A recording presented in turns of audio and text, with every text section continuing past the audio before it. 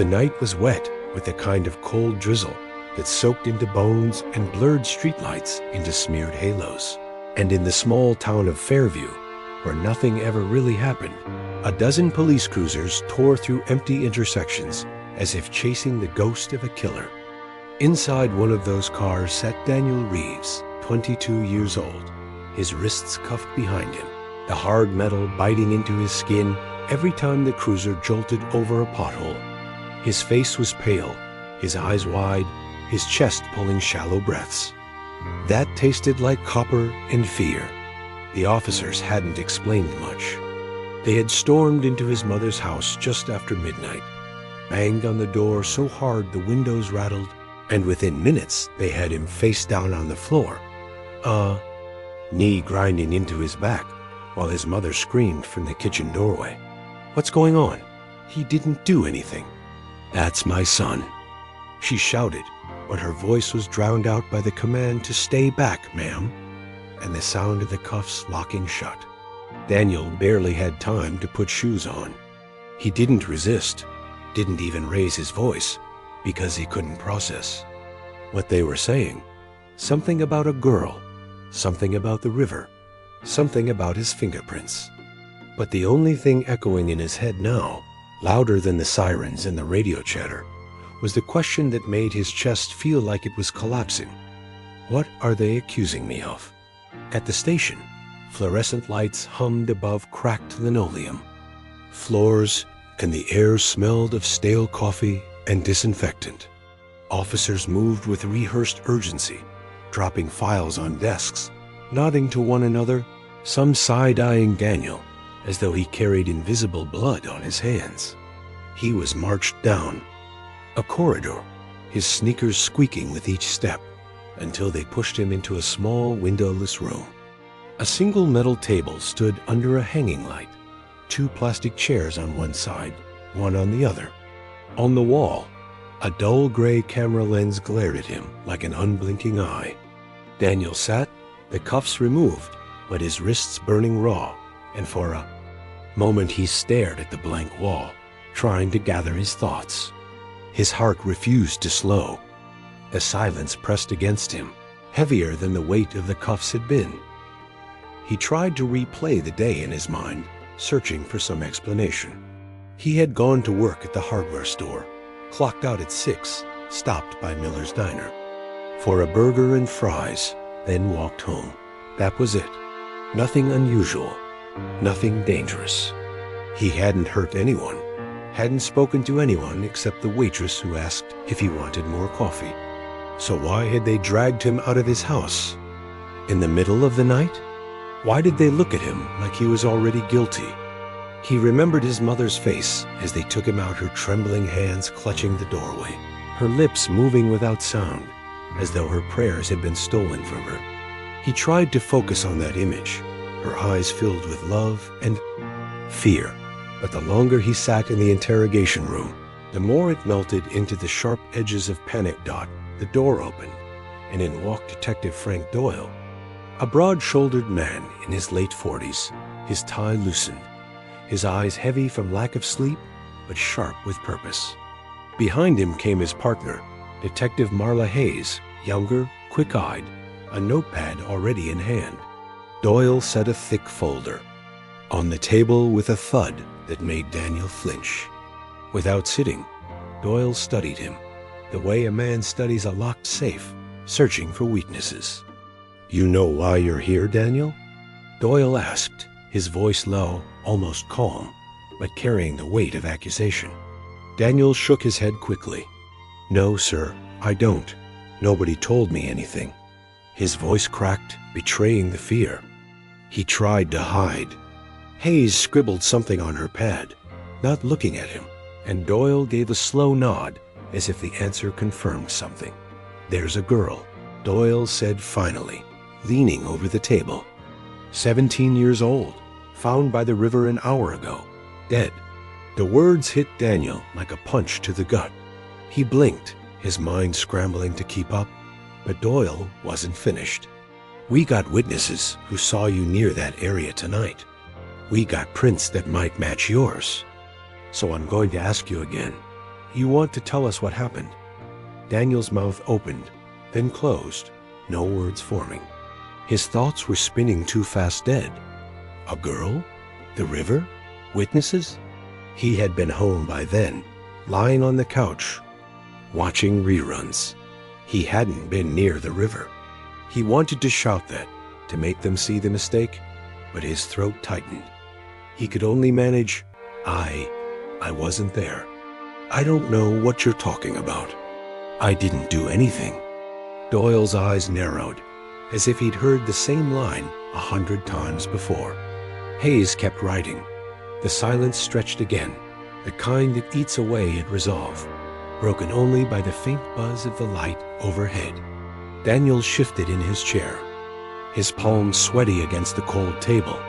He imagined the whole town waking up tomorrow to see his name in the paper, his face on the local news. Hardware store clerk arrested in teen's death. He imagined his boss, his friends, his mother God, his mother reading those words. His stomach turned. He wanted to demand a lawyer to end this nightmare before it spread, but he didn't know how, didn't know if that would make him look guilty. He had never been in trouble before, never even had a speeding ticket. Now he was in a room built to break men, and he could feel the cracks forming already docked through the one-way mirror. Unseen eyes watched. Other officers whispered in the hallway. The narrative was already being written, and Daniel was the villain in their story. He could sense it. Each second ticked heavier, as though time itself was weighing him down, pressing him closer to some unseen edge. And just as the silence threatened to smother him completely, Doyle leaned forward, his voice dropping to a near whisper. "You might think staying quiet will help you, but I promise you, kid, silence will bury you. The truth's gonna come out one way or another. Better it comes from you." Daniel stared at the detective, heart hammering, sweat dripping from his temple, every nerve screaming at him to say something, anything to prove he was innocent, but the words wouldn't come.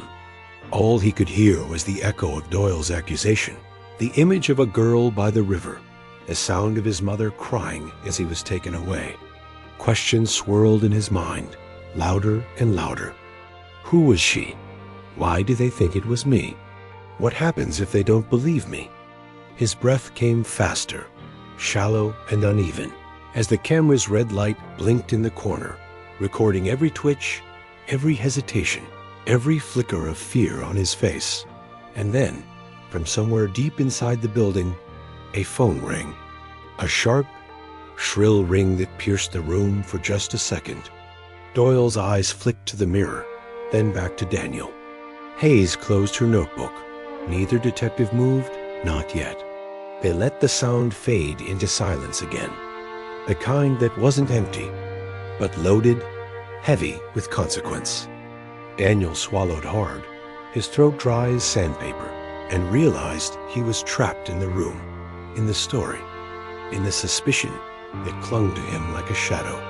The night was only beginning, but already he felt as if the rest of his life had been rewritten in permanent ink dot, and somewhere beyond the walls of that station, under the dim orange glow of street lamps and the whisper of rain, the truth of what really happened lay hidden, waiting, as the first cracks in Daniel Reeves' world spread wider. Interrogation. The room had a stillness that wasn't quiet so much as contained, like a jar with the lid screwed on too tight. And Daniel felt the air thinning every time Detective Doyle clicked his pen or Detective Hayes turned a page in. Her notebook, each small sound a metronome for dread. The hanging light hummed, the camera's red dot glowed, and somewhere a vent rattled as if struggling to breathe for them all. Doyle set a digital recorder on the table and pressed a button that made a soft chirp, then slid a paper across to Daniel and pointed with a knuckle as big as a door hinge. "I'm reading you your rights again, because I want the record to be clean," he said evenly, no anger, no warmth, like a pilot reciting procedures before a difficult landing. He read the Miranda warning in a voice that turned the familiar into something heavy, and Daniel nodded even before he understood what he was agreeing to, because the alternative, saying nothing, refusing to sign, felt like stepping off a cliff. In the dark, he tried to remember anything from TV shows about lawyers and silence and the magic of "I want an attorney." But those were scripts, and this was not, and he couldn't reconcile the distance. So he said he understood, and his shaky signature trailed at the end of his name like a fishhook. Hayes leaned forward just enough to be seen as the softer one, the person who could help you if you helped yourself. And in a voice that could sell a late-night truce, she asked Daniel to walk them through his day one more time, start to finish. No skips, no guesses. Pretend you're telling your mother so you don't leave anything out. And Daniel swallowed and tried to fix the sequence in his head, clocking in at the hardware store at 9:55 a.m., spending the morning cutting keys and pointing customers toward drill bits and paintbrushes, taking a lunch break at 1:10 p.m., where he ate a turkey sandwich from the bodega and texted his friend Evan about the game. Back on the floor until 6, the creak of the time clock card feeder still stuck in his ear. Then Miller's Diner, the booth by the window, coffee that tasted like it had been made before the Civil War. A waitress named Kendra, or maybe Kendall, no, Kendra, he was sure, who called him Hun, as if that made adulthood easier to carry than a slow walk home under a sky the color of wet asphalt.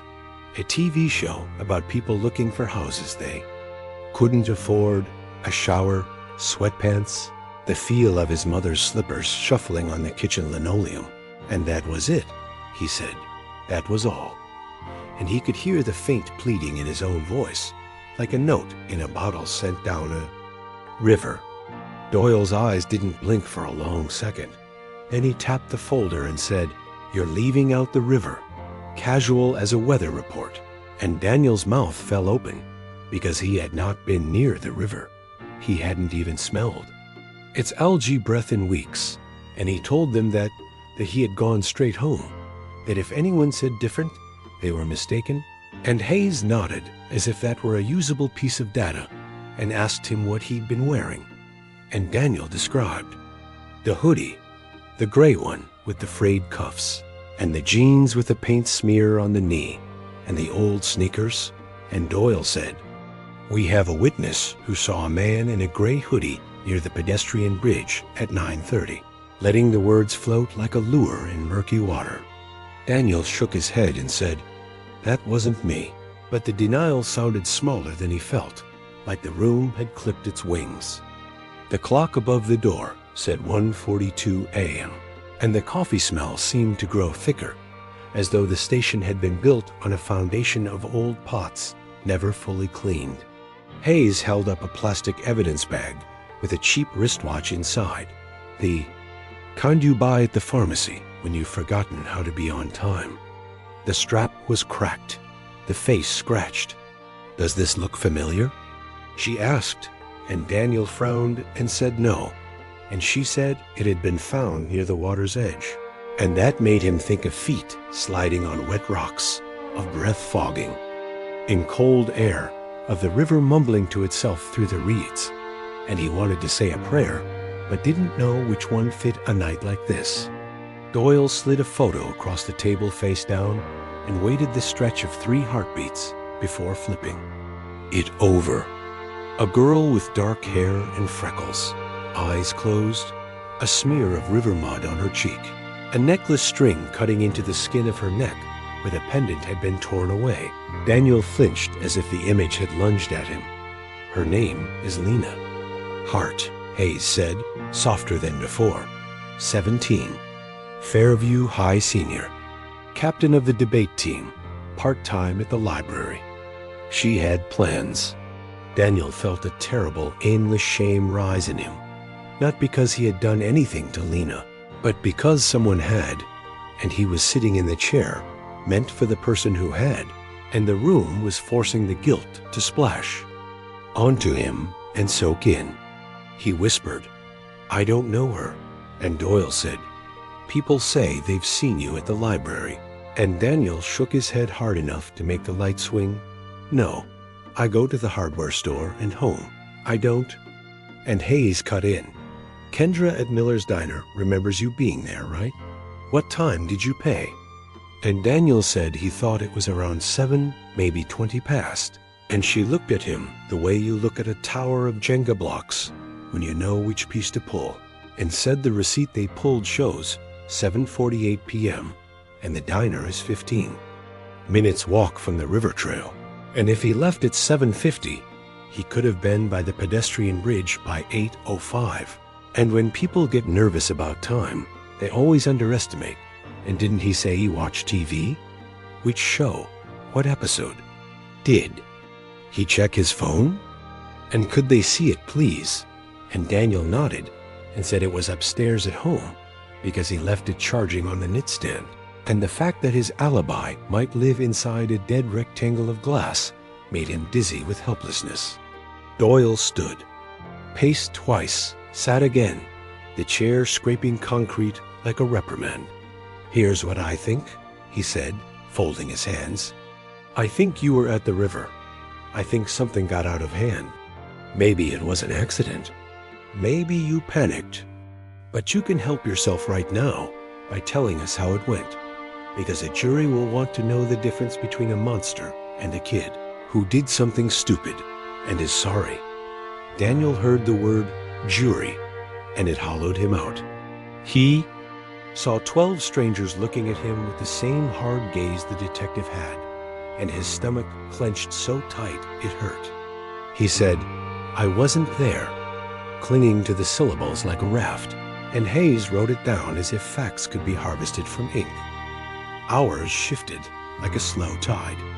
They asked about his father gone when Daniel was 8, a postcard from Florida that had felt like a paper cut when it arrived and an emptiness when it didn't. They asked about fights in high school, 2 scuffles, both stupid, one over a girl, one over a borrowed jacket. They asked if he ever walked the river trail at night sometimes, when his head was loud, when rent was late and the store caught his. Hours when the town shrank around him like a fist, he said, and immediately wished he hadn't, because now the river lived in his mouth as an admission. A uniformed officer appeared at the door with a styrofoam cup and a wrapped straw, placed them near Daniel like offerings to a frightened animal, and left. The coffee inside was cold, bitter, a medicine for staying awake when awake was a punishment. Hayes tried a different angle, asking about Lena's pendant, a small silver compass that her friend said she wore every day. Had he ever seen it? Did he understand the meaning of a compass, how it points home?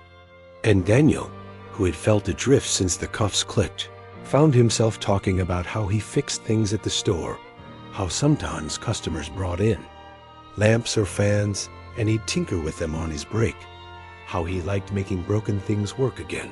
And then Doyle served the pivot like a veteran point guard, sliding in the suggestion that maybe he'd tried to fix something with Lena, huh?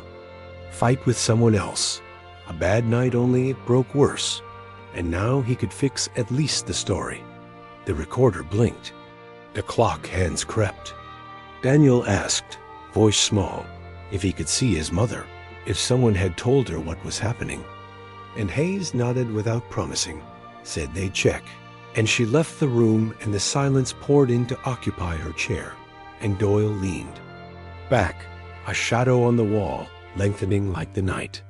"You're not a bad kid," the detective said, and the words were a trap dressed as kindness. Bad kids don't hold doors for their elders. They don't work long shifts for low pay. They don't sit there crying. But good kids make mistakes too. You tell me how it went, and I can talk to the DA about it. Otherwise, we go with what we've got. He lifted the folder lid, as if to show Daniel a mountain of proof, but Daniel saw only papers, edges, a tangle of lines that could be made to say anything by someone who knew how to read them. He said he wanted to help. He wanted to answer, but he didn't know what to answer for. He didn't know Lena. He was at home. Please, please, please. And the repetition embarrassed him, even as it fell out, like a child begging a storm to stop. Hayes returned with a printout of the diner receipt and a photocopy of the time clock, asked him to initial next to each time he'd mentioned, and he did, his penmanship shrinking with every stroke as if the letters were backing away from the page. They asked about his hoodie again, whether it had a stain on the left cuff, and he said yes, paint, and they said the witness saw a dark smear on a left sleeve and could be mistaken about color under streetlights, and the room seemed to tilt. At 3:06 a.m., someone knocked on the glass behind the mirror, and Doyle excused himself. Through that 1-inch crack of an open door, Daniel heard fragments of words: lab, partial, bridge, rail, and his bones went cold because even a partial print sounded like a full conviction when you were the only suspect with a name. Hayes stayed and tried for a gentle orbit around his fear, talking about how she'd grown up in a place like Fairview, how nights like this tore through families, how truth was a salve even when it stung, and Daniel stared at a speck on this tabletop as if it were a star, and said again he hadn't been there, and felt the absurdity of the sentence after the 100th repetition, how a thing loses edges when you hold it too long. When Doyle came back, he had a folded hoodie in an evidence bag, gray, familiar, and also not, because so many hoodies are twins, and he placed it gently on the table as if it were a sleeping pet, and said it had been found in a trash can too, blocks from Daniel's apartment, and asked him if it was his. Daniel squinted, heart skittering, said it could be anyone's, that his was in his closet, and Hayes made a note to have a unit check the closet with his mother's consent. The pressure didn't explode. It accumulated, grain by grain, until breathing itself felt like labor. They circled back to the timeline, and in the act of recalling the night's dull edges, Daniel found that small details had blurred. Was the TV on the house show, or the cooking one first? Did he answer Evan at 8:20 or 8:40? And every uncertainty knitted a rope for him to hang from. We can do a walk through, Hayes offered, you and me, out loud, minute by minute. And for a time they did, reconstructing the ordinary as if it were sacred. The scrape of his key in the lock at 8:10, the sound of the kettle at 8:14, the laugh track at 8:32, the neighbor's car alarm chirp at 8:47, the bathroom fan at 8:53. Doyle let it play, then pounced with the question that snipped the wire. Why does your neighbor say they didn't hear you come in until after 9? Daniel blinked. His neighbor, Mr. Alvarez, always fell asleep in front of the TV anyway. The man could miss a marching band. He tried to explain that the walls were weird, that sometimes you heard a conversation from 2 floors down, and sometimes you didn't hear a door slam next to you, but the detective's eyebrows made skepticism into a verdict. Time crawled on. By 4 a.m., Daniel's eyes burned. His skin felt too tight. His mouth tasted like coins. He used the bathroom escorted by a uniform, watched his own reflection shiver in the cracked mirror, and told himself to hold on to the truth like a handrail. That the truth was supposed to be the one thing that didn't bend. Back in the chair, they showed him photos, not of the body now, but of the bridge, the rail, the muddy bank. The imprint of a shoe, they said, was a men's size 10.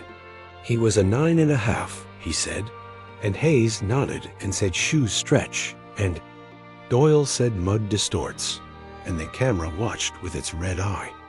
The sun would be thinking about the horizon soon, though the windowless room had no sunrise to offer. Only the thin change in the flavor of fatigue when night begins surrendering. Tell me about your father again, Doyle said out of nowhere. And Daniel realized they were not just mapping the night, but him, every street of him, trying to find the alley where he'd hide his guilt. He described the postcard, a beach and a joke about never shoveling snow again. And Doyle asked if he'd ever been angry enough to hit someone, and Daniel said no. And Hayes asked if he'd ever felt ignored enough to want to be seen. And Daniel said everyone wants to be seen, and he heard the admission congeal like wet cement. When his stomach growled, Hayes brought a protein bar he could barely chew, each bite pasting his tongue, as if swallowing were an agreement he didn't want to. Sign. And then Doyle took the recorder off the table and replaced it with a clear plastic folder containing a printout of Lena's last text messages, long columns of bubbles like footprints, most of them to friends about homework, a few to someone. Saved only as J, and Daniel said he didn't know a J, and Doyle said he didn't ask that. He just wanted Daniel to look at the pattern, the way it goes quiet at 8:21 p.m., and people don't go quiet like that without a reason. At 5:02 a.m., the door opened again, and a female officer stepped in to say Daniel's mother had arrived and was in the lobby asking to see her son. For a second, the relief cracked his chest open, but Doyle shook his head slightly and said not. Yet not until they wrapped this phase and the door closed, and Daniel felt the hope scrabble for purchase and fall back down the well. He said he wanted a lawyer, the words coming out raw and small. But Hayes said he could absolutely have one, and then asked if he wanted to finish telling them about the time gap first, because sometimes it helps to put your own story on the record before other people start telling it for you, which sounded so much like kindness that Daniel, exhausted and threadbare, said he didn't mind talking a little more, and he hated himself for it as soon as the sentence took shape. He stared at the photo of the bridge until his eyes watered, and he imagined footsteps, and he imagined a voice calling out, and he imagined being in the wrong place at the wrong time, and the gravity that would pull you toward disaster without malice. And he closed his eyes and saw the idea of Lena, a person whose future had been unrolled like a rug ahead of her, and who had stepped off it into darkness, and he did not know how any of this could be his story. Outside the room all morning ticked a minute closer. Inside, Doyle squared his shoulders as if entering a second act. "We're going to take a short break," he said, "and when we come back, I'm going to put some things on this table that are going to make this easier for you to do the right thing." And Hayes gave Daniel a look that held both apology and a promise he couldn't read, and then they were gone, and Daniel sat alone with the humming light and the camera and the cold coffee and the truth that felt suddenly like a frail thing, like a moth beating against glass, and he wondered, just for a blink, just for a heartbeat, whether the thing that saves you in stories can save you in rooms like this. And the fear of the answer was so big, it filled the chair with him. In the mirror, he looked like a suspect now, and the next knock on the door sounded like a beginning, even as the night refused to end. Coercion. When the door opened again, it brought with it a new temperature, a deliberate few degrees colder, as if the hallway itself had been kept in a freezer just so the air could slap him awake. Doyle came first, carrying a manila envelope, bent at one corner, and Hayes followed with a styrofoam clamshell that squeaked as it set down, and the camera's red bead seemed brighter, hungrier, as if the room had been fed a taste of despair and wanted the rest. "We took a break so you could think," Doyle said, settling back into his chair as if resuming an old argument in a reliable living room. "And so we could make sure we're not wasting anyone's time. We have more now." He let the envelope sit on the table like a sealed fate while Hayes cracked open the clamshell. Inside, a slice of pizza had congealed into a pale slab under a sheet of plastic wrap, and the smell, cold tomato and old cheese, sat just under the fluorescent hum. Daniel's stomach clawed even as his mouth turned dry. Hayes nudged the food closer with a careful fingertip. "Eat if you want," she said, tone gentle, eyes not. "It's going to be a long morning." Doyle clicked the recorder on, the soft chirp now a Pavlovian bell for dread, and he folded his hands over his stomach, big and careful, like a pastor about to begin a funeral.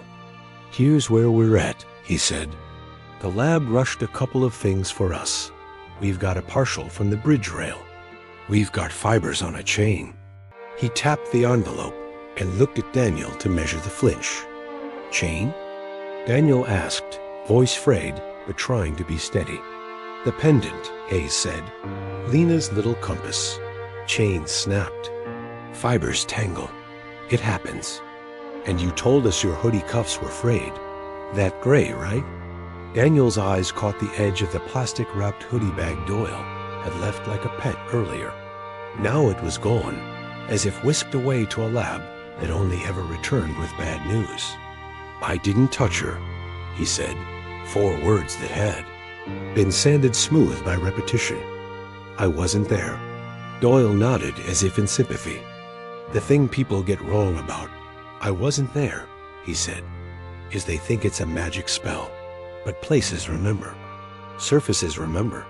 That's the trouble with little fibers. They're terrible liars. Hayes slid a legal pad. Toward Daniel, a pen on top, its cap chewed. Sometimes it helps to write, she offered, just so I have it in your voice. Doesn't have to be poetry. Speak plain. Start with, I left the diner at 7:48. Then tell me the truth about the bridge. She said the last word softly, like it was a hurt he could admit to. Daniel didn't touch the pen. He stared at it until it doubled and swam back into one. I need to see my mom, he said, and even to his own ears he sounded too young. For the chair, Hayes nodded. You can, she said. But Daniel, listen to me. She leaned in, so close he could smell the menthol of her gum. If you let her come in here without you having told us the truth, you're asking her to watch you drown. You love her? Then you put a rope around your waist and toss the other end to us. Let us pull. Doyle took a different tack, tossing. The envelope a few inches, so it skidded and stopped near Daniel's fingertips. 2 kinds of people end up in that river, he said. Monsters and kids who panic. One gets 20 to life and dies old in a place with no sky. The other gets to say, I'm sorry, in a way that means something. That's the difference between the word murder and the word manslaughter. Juries feel that difference in their bones. It's the difference between a headline and a paragraph on page 6. The words were in architecture. A small door marked accident, a large door marked evil, and Daniel was being told to step through one right now, or be shoved through the other later. His thoughts felt like broken glass in his hands. I don't. No, Lena, he said again, quieter. I didn't see her. I didn't go to the river. Hayes kept her voice calm, like smoothing a sheet on a hospital bed. Then help me with this, she said, and she pulled out a photocopy. A grainy still from a city-owned trail camera. Time-stamped 20 hours, 14 minutes, and 32 seconds. A figure in a hoodie passing under the frame. The pixelated face was nothing. A smear, and the hoodie. Could have been anyone's, the world's uniform. That's not me, Daniel said, and then he made the mistake he couldn't stop himself from making. The human one. My hoodie has a small rip here. He touched his left cuff. Hayes nodded like a nurse, encouraging a child to hold still while a splinter was worked free. We can't see the cuff, she said. But Kendra remembers the cuff because she thought you'd catch it on the coffee pot. She says you laughed and said, it's fine. It's already ruined. She says that was around 7:40. Daniel's chest tightened. She said 7:48 on the receipt, he managed, a small anchor in a big sea. Receipts print when the system catches up, Doyle said, as if explaining the weather. Depends on how many tables are open. Depends on whether Kendra hit the wrong button. Depends on whether the paper roll hiccuped. Clocks are different everywhere, Daniel. But places remember. He tapped the camera still again. Places are. Cruel like that. Time in the room unspooled. Hayes re-asked questions they'd already looped through, but in a different order, so the net changed shape. Had he ever found the river trail romantic? Had he ever been catcalled, felt unsafe, felt powerful? Had he ever followed someone to make sure they got home?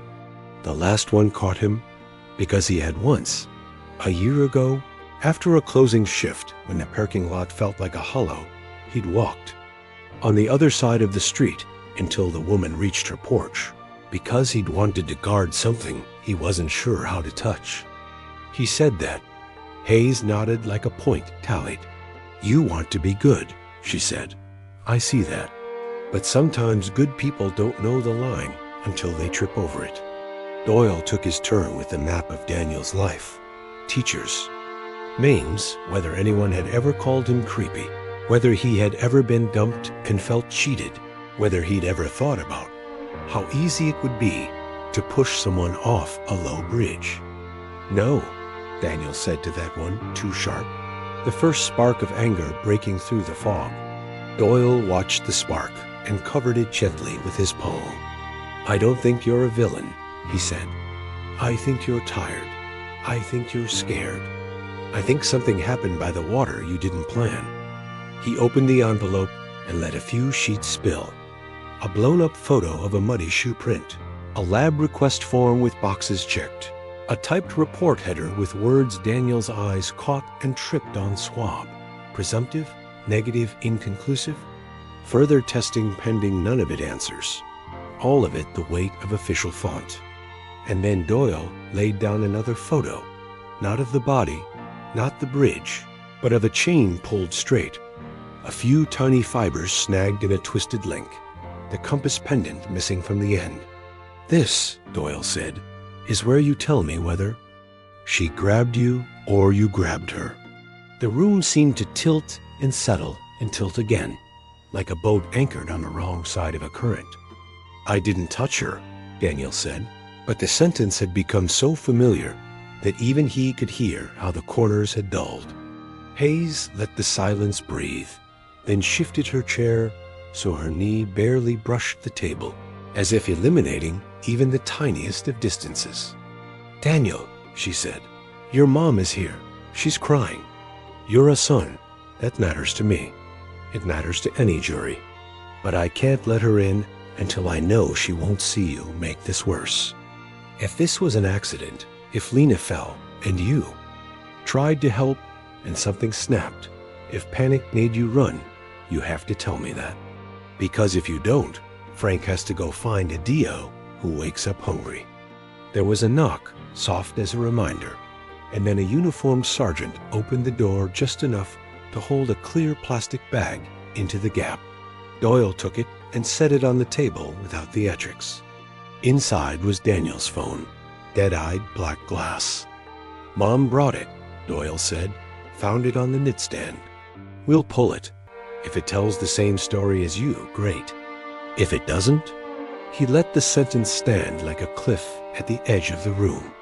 Daniel stared at the phone as if it might wake and defend him.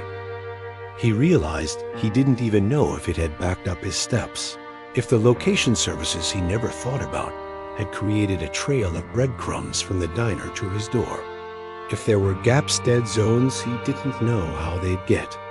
Reed. There was a moment he thought of Evan, imagined his friend asleep, the world simple inside his dreams. And Daniel wanted to step into another life where he worked his shift and went home, and the river was just a sound in the distance. Doyle stood up, stretched, sat again, a choreography of patient siege. "We can bring in a polygraph," he said, casual as mentioning lunch. "You pass. This gets easier." Hayes didn't look at Doyle, didn't contradict him, didn't tell Daniel what every public defender would, that polygraphs were carnival rigs, with badges, but the suggestion sat in the air like a door slightly ajar. Daniel said he didn't know. He didn't know, and in the repeating, knew that the word itself was losing its meaning. The clock above the door had stopped at 3:11, and no one bothered to fix it. "Let's do something different," Hayes said finally, as if offering mercy. She took the pen and wrote a sentence on the top of the legal pad. "I want to tell you what really happened because it's the right thing to do." Then she pushed the pad and pen back across the table. "Write your truth under that. Write how the night went. Don't worry about big words. Don't worry about sounding right. Just tell me the parts you're afraid to say out loud. The pen was warm from her hand. Daniel picked it up because not picking it up felt like a choice. The room would punish. He wrote his name and the date, and the act of forming letters pulled him for a moment into the earlier, safer world where signatures could get you a package at the post office, but not a cage. He began to write the diner, the walk, the door, the TV, the kettle sigh, the way the apartment smelled like laundry detergent, and the citrus cleaner his mother swore by. He wrote that he had not gone to the river. Hayes let him write, then interrupted with a soft tap of her finger near the margin. "Tell me about 8:21, she said. "Tell me why that time matters." "It doesn't," he said. Then, "I don't know." Then, "What time?" In a little spiral of self-betrayal. That's when her texts stop. Hayes let that sit. That's also when your neighbor says he heard footsteps in the hall. Daniel looked up, startled and indignant. "He falls asleep with the TV on," he said, too loud, and the sound startled him. His voice broke into the ceiling tile grid and hung there like something he couldn't put away. "He thinks commercials are news." Doyle raised both eyebrows in a parody of impressed. "So he could be wrong," he said. "Just like you could be wrong about time." The air got colder again, or Daniel's skin got thinner. He felt sweat, dry and then return, a tide against the shore of his spine. The camera stared, patient. Hayes's phone buzzed. She glanced, showed nothing, tucked it away. "Daniel," she said, and her voice was so even it could have been a lullaby in a different room. "We found something else." She opened a small fold of paper from the envelope, and on it lay a silver pendant, a compass, mud cleaned from its grooves, the chain's broken link still threaded through the bale. Daniel's breath hitched. The room shrank to the size of that small circle. "We're doing expedited tests," Hayes said. "But I want you to see this, because I want you to make the choice that gives you a life after this. If she grabbed your sleeve, if you tried to pull her up and snapped the chain, if you were there by accident, say so. If we have to tell a jury you left her, they will hate you in a way you can't fix." The pendant spun microscopically when the air moved. Its north point was a scratch. Daniel's eyes burned. He saw not Lena, but the idea of someone small and young and full of future, and the hard, ugly word dead cutting through everything. And he felt a nausea that wasn't guilt exactly, but its cousin. The horror of being chained to a story that made that outcome feel like gravity. He heard his mother's slippers again in his head, the slow, soft hush on linoleum, the sound of someone who made everything survivable. "Please," he whispered, not sure who he was asking, or for what. Doyle pushed the pad closer until its edge touched Daniel's knuckles. "Accident or monster," he said. "That's the fork. Help me and yourself pick the right road." Hayes reached for the door and cracked it. A sliver of hallway light sliced into the stagnant room. A woman's voice, muffled by distance and tears, leaked through the unmistakable tremor of Vaughn. His mother asking someone, anyone, for news, and then the door latched again, the light gone. "You can see her after," Hayes said. "After you put the truth down." Daniel looked at the pen. It was ridiculous, he thought, how much power a cheap ballpoint had been given. He thought of the word confession and how it had been taught. To him in church as a cleansing, when here it felt like a drowning. He let the point touch the paper again, the tiniest dot of ink blooming where it met the fiber. The room leaned in. He wrote, "I left the diner at 7:48, because that was safe," and then he stopped. The word bridge opened in his head like a trapdoor. In the silence, he could hear his heartbeat and the air vent and the camera's small electronic animal breathing. Hayes's voice came like a hand that could either hold or push. "Tell us about the bridge, Daniel." He thought of the night air on his face on other nights, The way the river talked in 100 voices. The way the town felt like it needed. A villain as much as a football team, and how easily a person could become the shape of that need. He felt the floor of his resolve get slick. He was so tired. He wanted sleep like other men want boats and cars and beautiful rooms. "I wasn't," he began, and then the door tapped again, and Doyle stood and went to it. And a uniform put a clipboard in his hand. Doyle Reed was still a moment too long, then turned back and let the paper fold at the spine in his fist.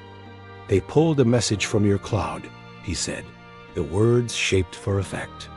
"A draft you started at 8:56. To Evan. Dude, you up?" And then nothing. "And you told us you don't text past 9 when your mom's home." It was small. Nothing. A draft that proved only the way a thought begins and dies. But in the room, small things were flames. Daniel closed his eyes. His mother's voice trembled again in the hall memory. The pendant glinted like an accusation disguised as a star.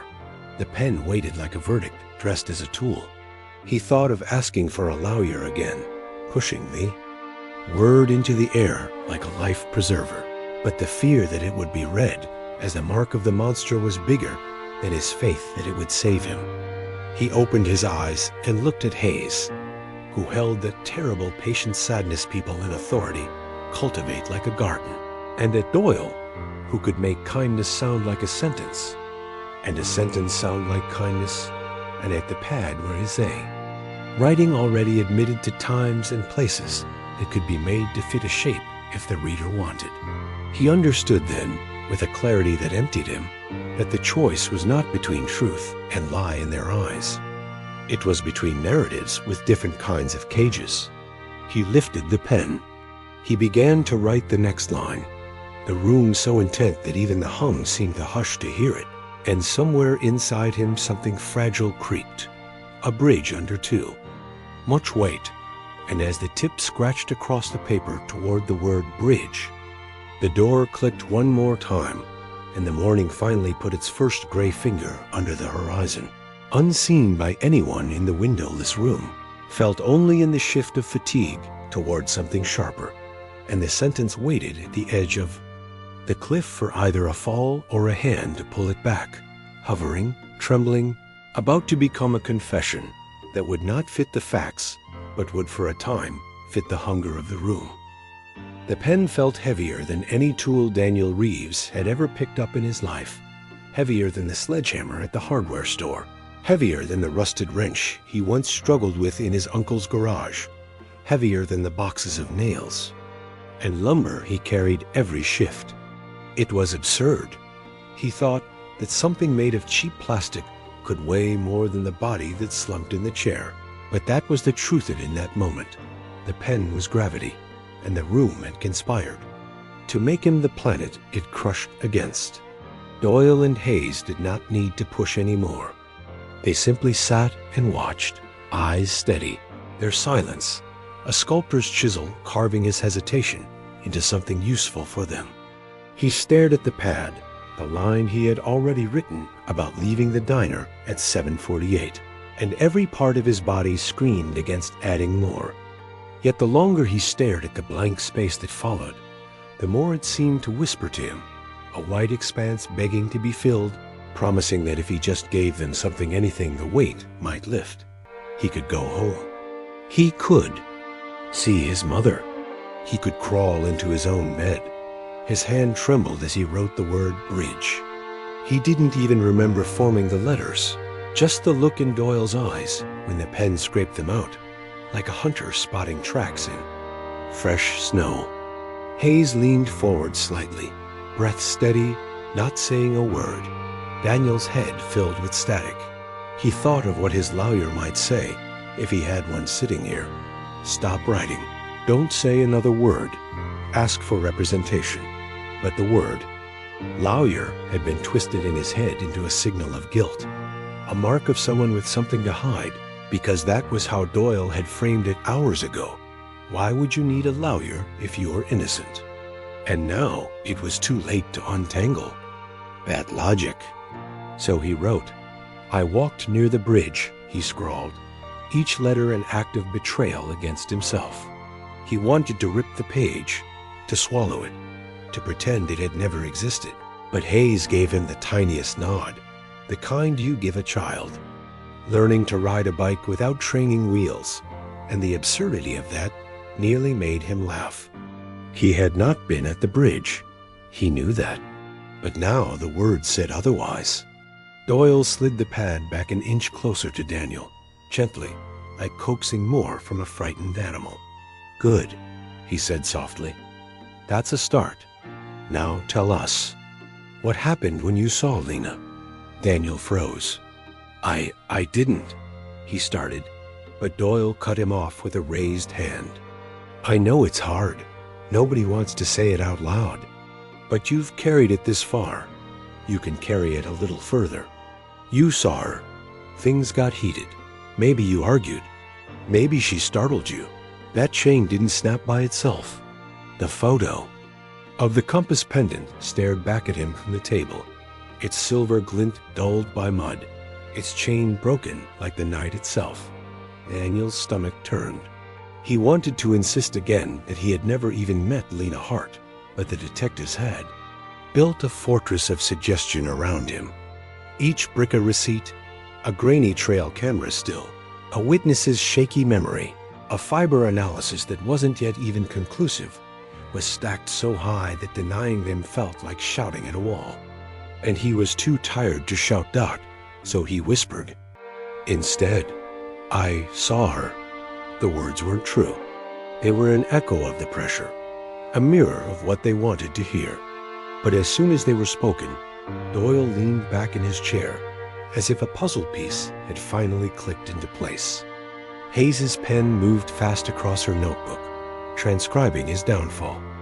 "Okay," Doyle said gently, his tone now that of a friend coaxing a confession at a bar, rather than an interrogator in a police station. "That's good. You saw her. Now, what happened next? Did she say something to you? Did she slip? Did you try to help?" Daniel's throat ached. His hands shook. He wanted to scream that this was all wrong, that they were leading him into a story that wasn't his. But he could feel his resolve cracking, the hours of fatigue splintering him into pieces that were easier for them to rearrange. He pictured his mother in the lobby, crying, waiting, and the image gutted him. If telling this story meant he could see her, even for a moment, then maybe it was worth it. Maybe he could explain later. Maybe once he was out of this room, someone would believe him. "I don't remember exactly," he said, voice so low it was almost lost under the hum of the light. She was standing near the railing. She looked upset. "I don't know why." Hayes leaned closer. "That's okay. Upset how? Angry?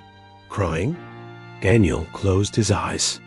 He saw nothing but darkness, but he forced the picture anyway, conjured from their suggestions. "Crying, maybe," he said. "And then?" Doyle pressed. His voice cracked. He swallowed hard. "I tried to ask if she was okay. She grabbed my arm. The chain got caught." Hayes nodded, eyes soft but triumphant. "That makes sense. That explains the fibers. That explains the pendant. Go on, Daniel. What happened when the chain broke?" Daniel felt like he was outside of himself now, watching his own mouth move, detached from the words spilling out. She pulled away. She slipped. He choked on the sentence, but Doyle finished it for him. "You panicked." Daniel nodded, tears stinging his eyes. "Yes, I panicked." The room fell into a suffocating silence. Doyle let it stretch, then leaned forward with the weight of finality. "Did you push her?" Daniel's chest seized. The word no rose in him, desperate, but it caught in his throat. He was so tired. He had been awake for nearly 20 hours, battered by questions, trapped in this box. The path of least resistance stretched before him like a cruel mercy. He whispered, "I don't think so." It was enough. Hayes scribbled furiously. Doyle's eyes flickered with the satisfaction of a man who had been down this road before and knew the destination well. "You panicked," Doyle repeated. "That's what you're saying." She slipped. The chain broke. "You froze." "That's a mistake, not murder. That's something people can understand. That's something a jury can forgive." Daniel shook his head weakly, as if to deny it, but the denial had no strength left. His words had already betrayed him, ink already bled into paper. Hayes slid the pad fully back toward him. "Sign it," she said softly, "so we know it's in your own words." He stared at the page. The sentences looked like they belonged to someone else. "I walked near the bridge. I saw her. She was upset. She grabbed me. The chain broke. She slipped. I panicked." Lies, all of them. Lies that would ruin him. But the pressure in the room was unbearable, the silence crushing. His hand moved almost of its own accord, scrawling his name at the bottom. Shaky and uneven. When the pen lifted from the paper, the room seemed to exhale. Doyle turned off the recorder with a soft click. Hayes closed her notebook. They both leaned back in their chairs, the tension easing from their shoulders. Doyle even smiled faintly, as if proud of him. "You did the right thing," Doyle said. "It's hard, I know, but you'll feel better now. You'll see your mom soon. We'll take care of the rest." Daniel sat motionless, staring at the words he had signed. His chest felt hollow, like something vital had been scooped out and discarded. He had confessed to a crime he did not commit, and though every part of him wanted to scream, to tear the paper, to claw back the truth, he sat silent. Because in that room, with those eyes on him, silence felt safer than defiance. Outside the interrogation room, the morning sun finally broke over Fairview, casting its first pale light across empty streets. In the station lobby, his mother clutched, her hands together, praying for mercy that would not come. And in the evidence file, under a thin manila cover, the false confession of Daniel Reeves joined the mountain of paper that would soon bury him alive. The courthouse in Fairview was an old brick building that smelled of dust, varnish, and the weight of too many lives put through its doors. On the morning of Daniel Reeves's arraignment, the sun beat down on its wide stone steps and news vans, lined the street like vultures waiting for carrion. Inside, the halls echoed with the shuffle of lawyers' shoes and the murmur of spectators, drawn to scandal the way moths cling to flame. For the first time in his life, Daniel entered not as a citizen, but as a defendant, his wrists shackled, an orange jumpsuit marking him as other. His mother, sitting in the front row of the gallery, clutched a crumpled tissue, her knuckles white. The prosecutor, a sharp-featured man named Kenneth Marks, stood tall and clean in a navy suit, his voice carrying authority like a sword. From the moment Judge Margaret Rollins struck the gavel, the trial took on the rhythm of a play roll scripted. Cues rehearsed, the audience a jury of 12 ordinary townspeople who had suddenly been handed the power to decide a young man's life. Marks opened with a narrative that painted Daniel as a predator, not a panicked boy. He spoke of Lena Hart as a bright star extinguished too soon, her potential stolen by the man sitting silently at the defense table. His words were sharp, his tone righteous. He held up photos, yearbook pictures of Lena smiling, graduation invitations she would never send. Every detail was meant to humanize her, and by contrast, demonize Daniel. Across the aisle, Daniel's court-appointed attorney, Samuel Grayson, looked weary before he even began. He was overworked, underpaid, and carrying 3 other felony cases on his shoulders. His suit was ill-fitting, his tie crooked, his briefcase bursting with dog-eared files. When he stood to deliver the defense's opening statement, his voice lacked the thunder of Marks. He called Daniel a good kid from a hard-working family and insisted the confession was coerced after hours of interrogation. But the words hung weakly in the air, like kites without wind, before falling flat. The jury's eyes, already glossy from Marx's portrait of Lena, barely shifted. The prosecution began its parade of witnesses. Kendra, the diner waitress, took the stand. First, she testified she remembered Daniel being there the night Lena died, that she noticed the tear in his cuff, that he left in a hurry. Under Marx's careful questioning, her memory seemed sharp, her story consistent. When Grayson cross-examined, trying to suggest she might have misremembered the exact time, her confidence didn't falter. "I wrote it down on the check," she said, and her certainty was another nail in the coffin dot. Next came the trail camera still, introduced by an officer, who testified about its timestamp and location near the pedestrian bridge. The grainy image was projected on a screen for the jury, and though it was indistinct, Marx pointed to the hoodie silhouette and said with conviction, "That's the defendant." The jurors leaned forward, squinting, as if willing the blurry. Pixels into a face they already believed was guilty. Then came the most damning piece, Daniel's signed confession. Doyle took the stand, his uniform neat, his voice steady, his authority filling the room.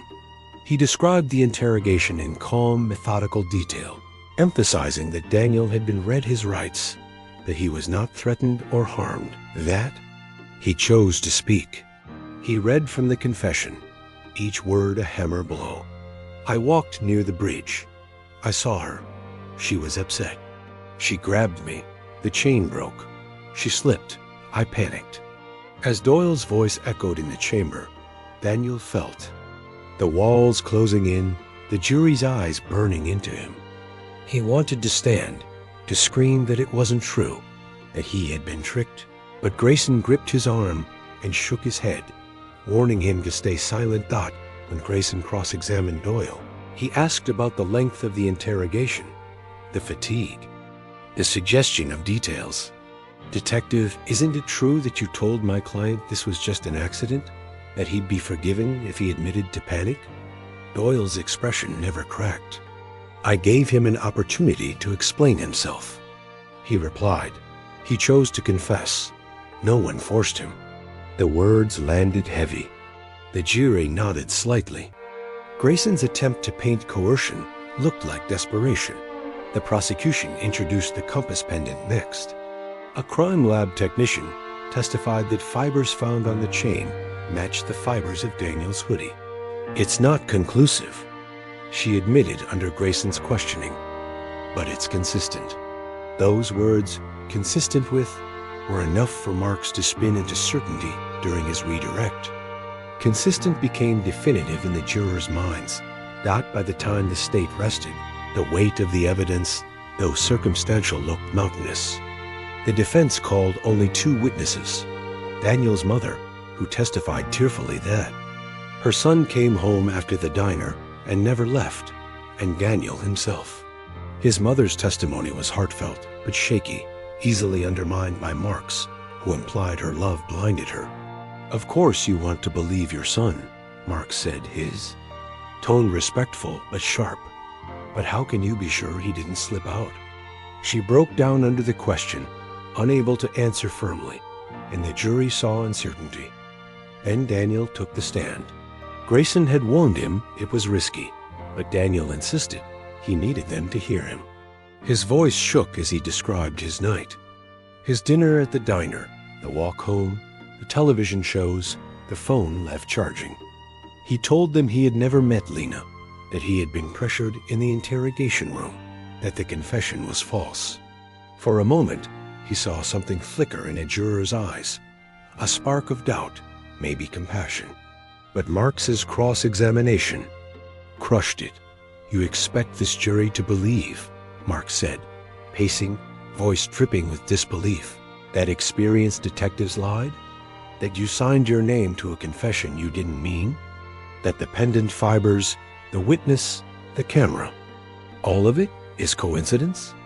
Isn't it true, Mr. Reeves, that you're only changing your story now because you know the truth will put you behind bars for the rest of your life?" Daniel tried to fight back tears, to answer firmly, but his voice cracked. "It's not true. I didn't do it."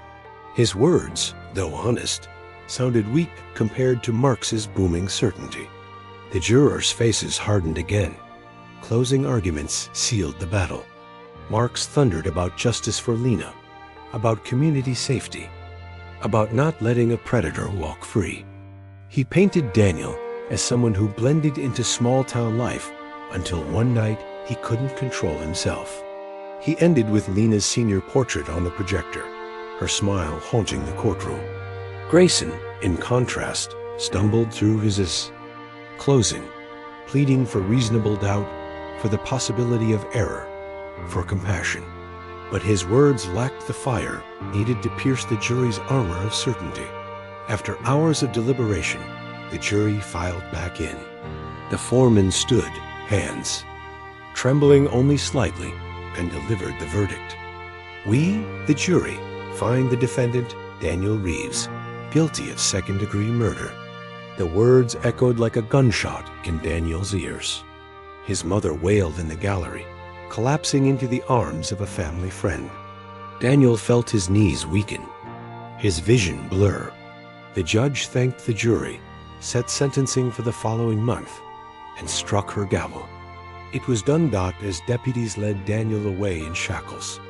Flashes from reporters' cameras burst like lightning. A world outside would read headlines. "Local man convicted in teen's death." The town of Fairview would believe justice had been served. But in Daniel's chest, in the hollow ache, where truth should have lived, a different reality pulsed, the reality of a false confession turned into a life destroyed. The ride to Hollow Creek Correctional began before the sun bothered to climb the sky. A bus with wire mesh windows and seats that bit into the hips. The cuffs cinched tight enough to set a slow burn in Daniel's wrists. Ankles shackled in a chain that hummed when the bus hit potholes, and every bump felt like punctuation on a sentence he hadn't written. 16 men rode with him, some with eyes closed like they were memorizing one last dream, some staring straight ahead as if anything to the side might swallow them. And the guard at the front, a broad man with a face that looked cast in concrete, idly flipped through a paperback western while a shotgun leaned upright between his knees. They reached the gate just after 7, fog streaming low over fields that might have been beautiful if not for the razor wire glimmering like frost on the sprawling fences. The bus hissed, the yard dog trotted, and even the air felt searched. Intake moved like a machine that had been oiled with the years of all who had walked there before. Stand on the line. Remove your clothes. Open your mouth. Lift your feet. Spin for a flash of humiliation that felt larger than the room. Shower under a head that coughed lukewarm water and smelled of metal. Step into orange fabric that didn't fit any human shape, but was expected to fit all. Sign forms with trembling fingers to acknowledge rights that had proved themselves paper thin. And listen as a nurse with tired eyes took his blood pressure and said without looking at him, "You'll get used to." The noise clang of doors, buzzers that sounded like swarms of angry insects, radio spitting code, the thud of boots settled into Daniel's bones by lunchtime, as if it had been waiting for this address all along. And when they finally marched, him past the tears, the men inside made a sound that was half greeting, half appraisal, voices rising and falling like surf. "Fresh fish," someone hissed. "How many years, kid?" Another called. "You do her?" A third asked in a tone so conversational it made Daniel's skin crawl. And a guard barked, "Lock it up," and the voices receded into grins and looks and the slow drag of eyes that said everything the voices didn't. His cell was a narrow slice of concrete with a narrow slit of sky, a bunk welded to the wall, a desk scabbed with old carvings, a toilet that blinked at him like a joke about privacy. A man lay on the lower bunk, long and loose like a rope on a deck, his hair in tight gray curls, his eyes the bright, flat kind you learn to ignore when life has taken too much from you to leave room for wonder. "You Daniel Reeves?" The man asked without looking up from a book, whose spine had surrendered a long time ago, and Daniel nodded because there was no point in not nodding. "Name's Harlan Mays," the man said, turning a page with slow ceremony. "Most call me Doc. I ain't a doctor, but I mend what I can. Sit, that top's yours. Don't fall off it if the boys start wrestling the tier." A half smile, not unkind. He made room in the cell by moving his feet, and it felt like a gift someone should have wrapped in ribbon. That first night, after watching the guard check faces and fingers like a man counting coins, after a dinner of meat that had forgotten its animal, after lights out transformed the place into a night that never truly got dark, Daniel lay awake and discovered that prison had its own weather. A wind of talk that never stopped, a mist of grief that settled on anything still, a sun that never quite rose. Sleep came in trickles and left like a slammed door. The days stacked and became weeks. Their routine cut into him like canyons. Wake to the buzz. Make the cot tight as a memory you're required to present on command. Stand for count. Choke down powdered eggs and toast that tasted like history. File to laundry where the steam fogged his glasses, and he could pretend it was a different kind of weather. A job sorting sheets and jumpsuits put his hands back into the old rhythm of work. Familiar motions that were the only decent language left to him. Men taught him rules that were never written. Don't sit at any table in the chow hall unless you've been told to. Don't stare into another man's cell unless you want to be invited in a way you won't like.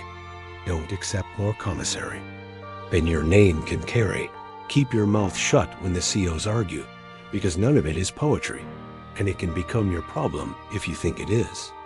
He learned the politics of the yard like learning a town's streets, where not to walk after count, whose corner of the bench belonged to whom, the gray borderlines that could get you hurt for stepping over with the wrong foot. He learned who sold coffee 2 scoops for a ramen, who made shivs out of toothbrushes and patience, who prayed in the chapel because they believed, and who because it was the only room where silence could be kept, alive long enough to remember what it sounded like. He received his first letter a week in, a plain white envelope with his mother's looping hand trying to be steady. She wrote about the dog that had started sleeping by his bedroom door, about the neighbor, Mr. Alvarez, who kept bringing casseroles because he didn't have the right words, about how the hardware store had saved his last paycheck for her to pick up, a kindness that felt like a bandage on a broken bone. And near the end she wrote, "I believe you, sweetheart." And Daniel pressed the paper to his face until it picked up the wet of his eyes, and the taste of paper and salt became the taste of grief. Harlan watched him from his lower bunk without judgment. "Keep 'em," he said softly. "They make good insulation when winter comes." Later, he slid a thin book across to Daniel, the prison law handbook, photocopied so many times the margins had become shadows. "Read. Knowing the words don't save you," Harlan said, "but it keeps men from stealing your hope with big ones." When Daniel opened the book, statutes lined up like rows of dead soldiers' post-conviction relief, ineffective assistance of counsel, and the language itself felt like a fence. But Harlan's finger tapped a section, as if pointing out a door. "In a wall, grievance for conditions is one thing," he said. "Appeal is another. But the real fights happen in here." He tapped his chest. "If you believe your own story, you can stop theirs from eating you. That's the first appeal." On the yard, men tested him in ways that were less poetic. A shove at the water fountain that asked if he would fold. A grab at his tray that wondered if he had a spine. A joke about river girls that required him to hold a stare until the air thinned and the speaker turned away. He passed not with fists, but with a kind of stillness that suggested he had nothing left to lose to anyone but himself. There was a guard named Klein, with forearms like torpedoes, who enjoyed kicking the edge of Daniel's boot when he'd lined up too close to the red line at count. A little reminder that even in stillness, There was a correct posture to keep. There was another, Officer Paxton, with eyes you couldn't read, who once slid a paperback through the slot with a grunt. A battered copy of Steinbeck that smelled like too many pockets. Someone left this in property. You look like you might use it, and Daniel did, reading under the fluorescent glare, until the words made a second ceiling above the one he could touch. He made a friend exactly the way you make a scar, slowly, in pain, and then forever Richie, all elbows and jokes, a man in for a series of small burglaries that had added up to a long number, because life is sometimes a math problem no one taught you how to solve. Richie taught Daniel how to lace his state boots so they wouldn't shoe his ankles, and how to tilt the mop bucket, just so when the COs were watching to make it look like you were pushing the water around, when really, you were pushing the time. Take up space, Richie said once, a wisdom he offered without ceremony. Not too much, just enough they can't collapse you. Sundays had a different feel, because the chapel smelled faintly of lemon oil and possibility. Daniel sat in the back and watched men cry without their faces breaking, a miracle of engineering, and listened to a volunteer in a sweater vest talk about forgiveness like it was a tool you could borrow and return in better condition than you found it. Daniel tried to hold forgiveness in his hands and turn it, but it kept slipping. The face that came to him was not the detective's, not the prosecutor's. It was his own, tilted toward the table under the light when he signed something that lied about him, and he did not know how to forgive that boy yet. In the library, which was a cinder block room that pretended to be bigger by having a poster of a forest taped to one wall, Daniel found thin folders of clippings from the local paper about his case. A guard had left them near the copy machine, as if to make sure everyone remembered the narrative, and Daniel read the words anyway, because not looking was worse. Local man sentenced. Community remembers Lena Hart. Police praised for quick work, and he saw in the lines the same broad strokes that had painted him guilty. Words like confessed and consistent with, words that turned maybe into surely in doubt, into a gust of wind no one acknowledged. He stopped reading when his chest started to buzz like the fluorescent lights. Harlan kept some kind of watch over him, the way a man watches the rope when hoisting a weight, not trusting it, but testing the give. One night, when a fight broke out, 2 tears down sound sharpened. A scream sliced thin, a whistle, the stampede. Of boots Harlan pressed, Daniel's shoulder flat to the mattress, with a strength that belonged to men who had survived too many stampedes. Breathe slow, Harlan said, while a fog of pepper spray drifted up the block like a weather front, and men coughed their souls into their hands. After the chaos, after the cleanup, after the doors opened long enough to sweep a dark slick. From the walkway and close again, the tear felt like a jar that had been shaken and set down. Violence is a tide, Harlan said in the whisper dark. You don't get credit for swimming against it when it rises. You get credit for building high ground in yourself before it comes. Daniel turned those words over as he folded sheets. In laundry the next day, the steam warping the edges of sight until the room looked like a mirage. He thought of high ground and realized the only elevation he had was truth. Small and easy to erode, but still a hill if he kept his feet on it. Visits came rarely because the bus from Fairview cost more than his mother had to spare. But the first time she came, she wore a dress that made Daniel think of church, and she smiled in a brave way that made the glass between them feel thicker than it already was. They talked through phones that had been modeled on real conversations a long time ago, and when she said, "I'm here," he wanted to put his hand on hers through the barrier and felt foolish for wanting something a rule had outlawed. She told him Evan had called, that Evan wanted to visit but was scared, that people at the store asked about him in ways that made her angry, as if curiosity were charity. She told him she would be okay, and the lie was the sweetest thing anyone had ever told him. Before she left, She pressed her palm flat to the gloss, and Daniel matched it. A human ritual invented to trick the body into feeling someone else's. Heat. It worked for exactly 1 heartbeat, and then the CO tapped the glass with a baton and said, "Time," and the moment shattered back into the countable world.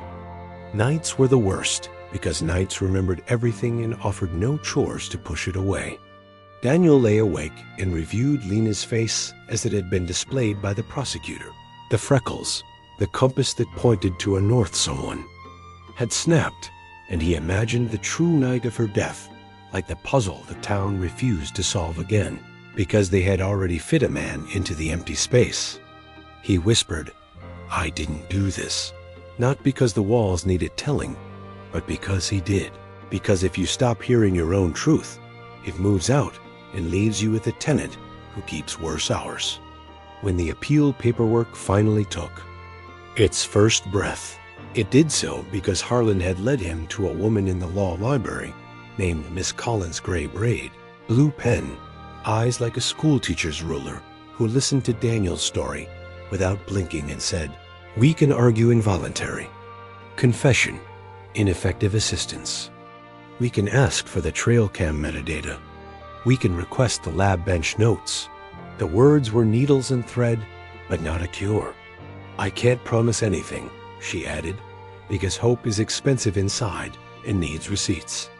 Still, she had him sign a release, and for the first time since the bus, Daniel felt a piece of the weight shift from his neck to someone else's hands. The yard turned winter hard, breath coming out as ghosts that bumped into one another over the basketball court, and the men's schedules became a dance with dry, cracked knuckles and aching joints. Daniel learned to keep a plastic bag over his feet in the shower, so the water didn't make the cold set into his bones before lockdown. Klein kept kicking his boot when the red line got too close to curiosity. Paxton kept sliding books in the slot when he had extras. Richie earned a trip to the hole for fighting over a stolen honey bun and came back quieter, as if the darkness had stolen a layer of his voice. "Don't let this place tell you who you are," he said after lights out. One night, and Daniel stashed the sentence with his mother's letter under the mattress like contraband. When sleep came, it brought dreams where he walked the river trail and found it empty, and woke with a panic that felt like a falling until he found the edges of the bunk with his hands and the concrete with his feet. On the day the chaplain announced, a candlelight vigil would be held in the chapel for those we have lost. A handful of men came to pray names into the air. Daniel said Lena's name and his own, not asking for anything particular, just for the sound to go somewhere that wasn't these walls. After, Harlan squeezed his shoulder like a coach nodding at a player who had got the slow part of the play right. "You'll need patience like a second spine," Harlan said on their way back to the tier. "And you'll need something stubborn to hang your heart on." Daniel thought of his mother's stubborn belief, a small woman in a big world who refused to let go of the end of the rope, and he decided to count that as the something. From the window slit, he watched the season tilt again, ice clinging to the fence, then letting go in glinting knives that fell and shattered. The yard turned mud and then dust. The buzzers stayed the same. By then he had memorized the choreography of Count, the quirk in the laundry machine that would spit buttons like small moons if you didn't tilt the drum just so. The schedule of COs, whose moods could be predicted by the way they held their radios, the face he needed to wear when rumors that hurt drifted like pollen through the block rumors, that a new DA in the next county liked reopening old cases, that an activist group had sent letters to men with confessions like his, that Lena's school had renamed the debate trophy after her. He learned to catch hope in his hands and blow on it gently so it didn't burn him. One night, after Count cleared and the noise settled into its late, low freight train frequency, Harlan said into the ceiling, "Kid, when you get your shot, you tell it like you're laying a plank on a bridge, and someone you love has to walk over it. No gaps, no rot, nail straight, you hear? Daniel's voice surprised him by not cracking. "I hear," he said, and the words didn't feel like the empty ones he had said in the interrogation room. They felt like lumber carried carefully from the truck to the site. In the half-light, with the concrete breathing cold and the tear humming its bottomless song, he lay awake and held onto one simple, obstinate thing. He was still here. He was still Daniel, and the truth, his truth, had not yet been confiscated. Hope. The season had turned a page only the calendar could feel mornings colder in the yard, coffee steaming like small prayers above plastic cups, and Daniel had learned how to carry his days like a stack of brittle plates when a letter arrived that didn't look like a mother's envelope or a bill for commissary. The return address said Prairie Justice Project in block letters, and inside, on paper stiff with purpose, a woman named Naomi Patel introduced herself as an attorney who handled post-conviction cases, where process concerns may have affected outcome, a phrase that felt like someone had found a diplomatic way to say the system sometimes ate its young. She'd spoken to Ms. Collins from the law library, she wrote, had reviewed the docket and a copy of his signed statement, and a thin sheaf of discovery the public defender had managed to collect between triage fires, and she wanted to set a legal visit to hear your timeline in your own words and to assess avenues for relief. Daniel read the letter 3 times because the first 2, he kept waiting for a different noun at the end of that last phrase. Relief sounded like weather, not law, and then he showed it to Harlan, who nodded once like a man marking a star's position. "Hope's a tool," Harlan said, not looking up from the chessboard he'd drawn in pencil on the desk.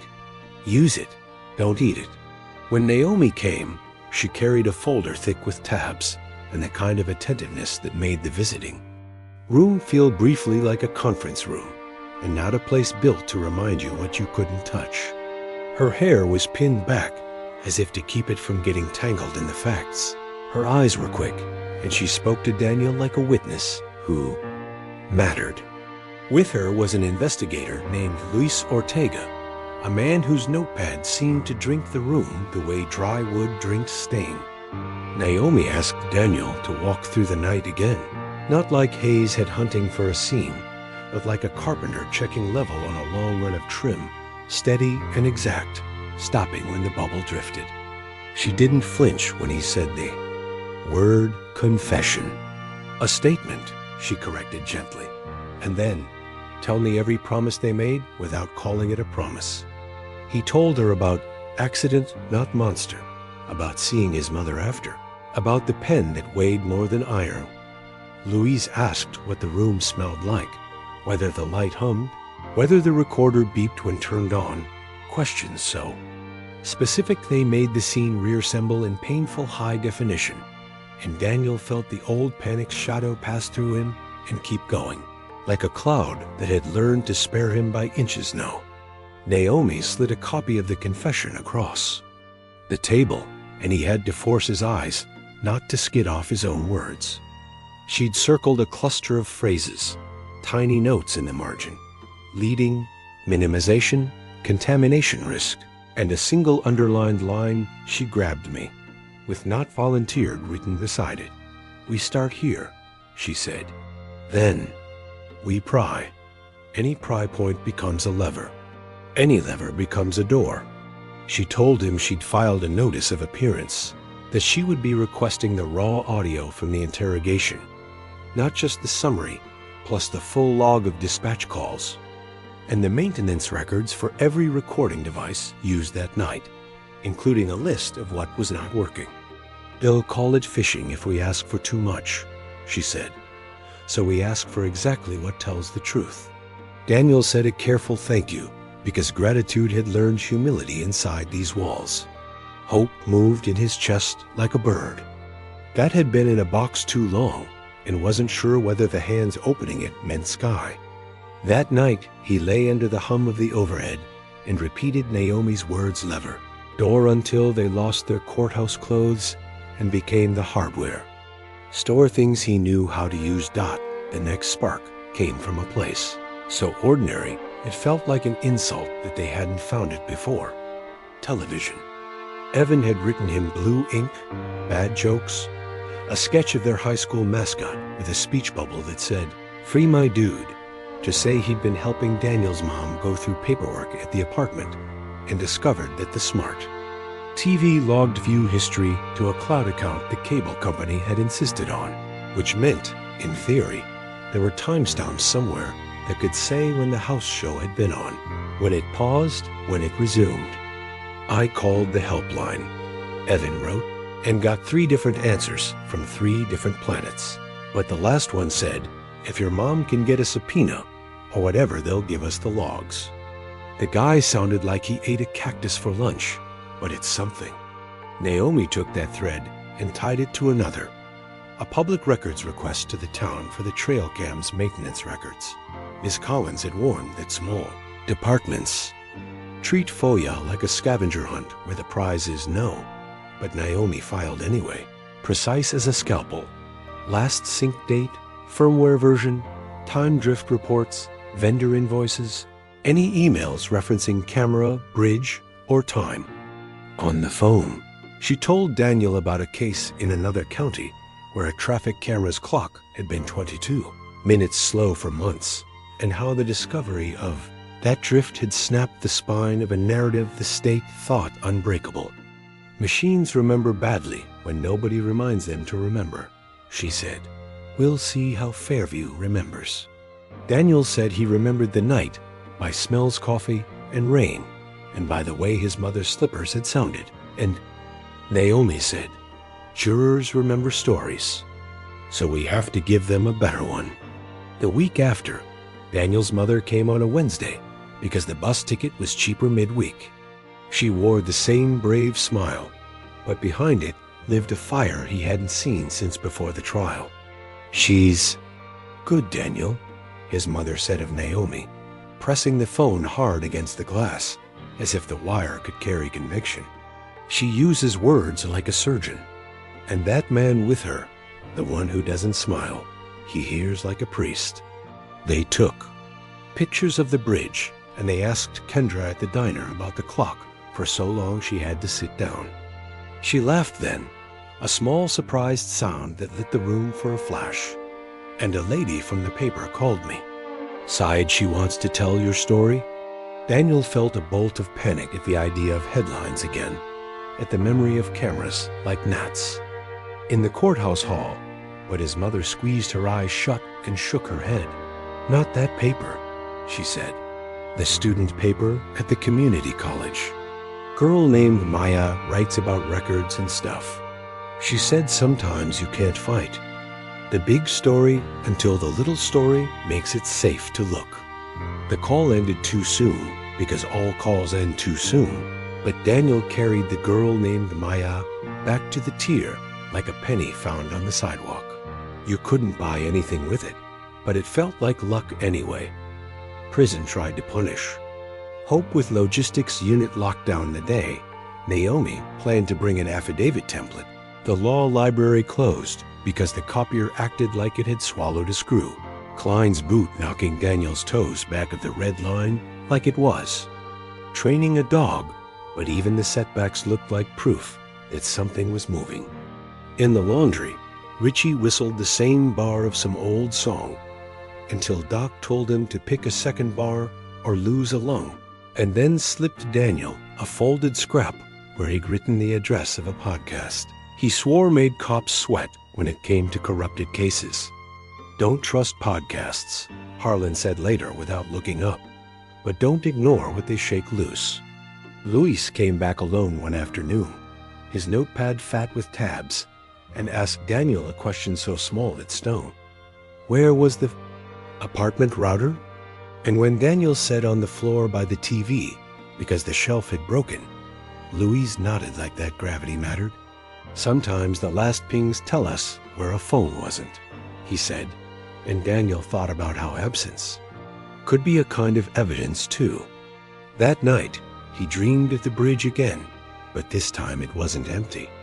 A figure stood where the rail met the shadowed support, a person in a hoodie and a cap, Face a blur like the trail cam image, but body language wrong for him, too broad, too certain. And when Daniel woke with the dream still sticky on his skin, he understood it wasn't the universe sending him clues. It was his mind trying to tell him it could still make counterpictures. Then a thin manila envelope with the county seal arrived at Naomi's office and pried open something that had been stuck. The trail cam log Naomi had asked for did not include raw metadata. They said that would require technical assistance at additional cost, but it did include a maintenance ticket from 2 weeks before. Lena's death requesting time sync check unit drifts under cold conditions, and a handwritten note in the margin. Last sync 6 months ago, Naomi faxed. A copy to the prison with the kind of urgency that made the counselor call Daniel down from laundry like the principal needed him. He sat in a chair that squeaked and read that line and felt something in his chest unlock a 1/4 inch. It's not proof, Naomi said over the phone, not letting his pulse decide outcomes, but it's a hinge. If drift exists, then still with 20 hours 14 minutes and 32 seconds, could be 1953. If it's 1953, it can't be you leaving the diner at 7:48 and getting to the bridge before 8:05. We need the vendor's specs, we need the logs, and we need Kendra to be honest about the receipt times. She paused. Maya's filing her own request, by the way. Student journalists sometimes get what lawyers don't because nobody thinks. They'll find anything. He heard the smile in her voice then, brittle with caffeine and delight. Also, your friend Evan is a bulldog. He hit the cable company with the magic words spoliation hold he got from some Reddit thread, and now they've flagged your mom's account so nothing gets deleted for 90 days. Daniel laughed, actually laughed, and the sound felt like a muscle remembering a use other than flinching. Hope makes you notice corners again, the way the light from the slit window changed when clouds marched past. The specific kindness in Paxton, placing a paperback you didn't ask for, but needed.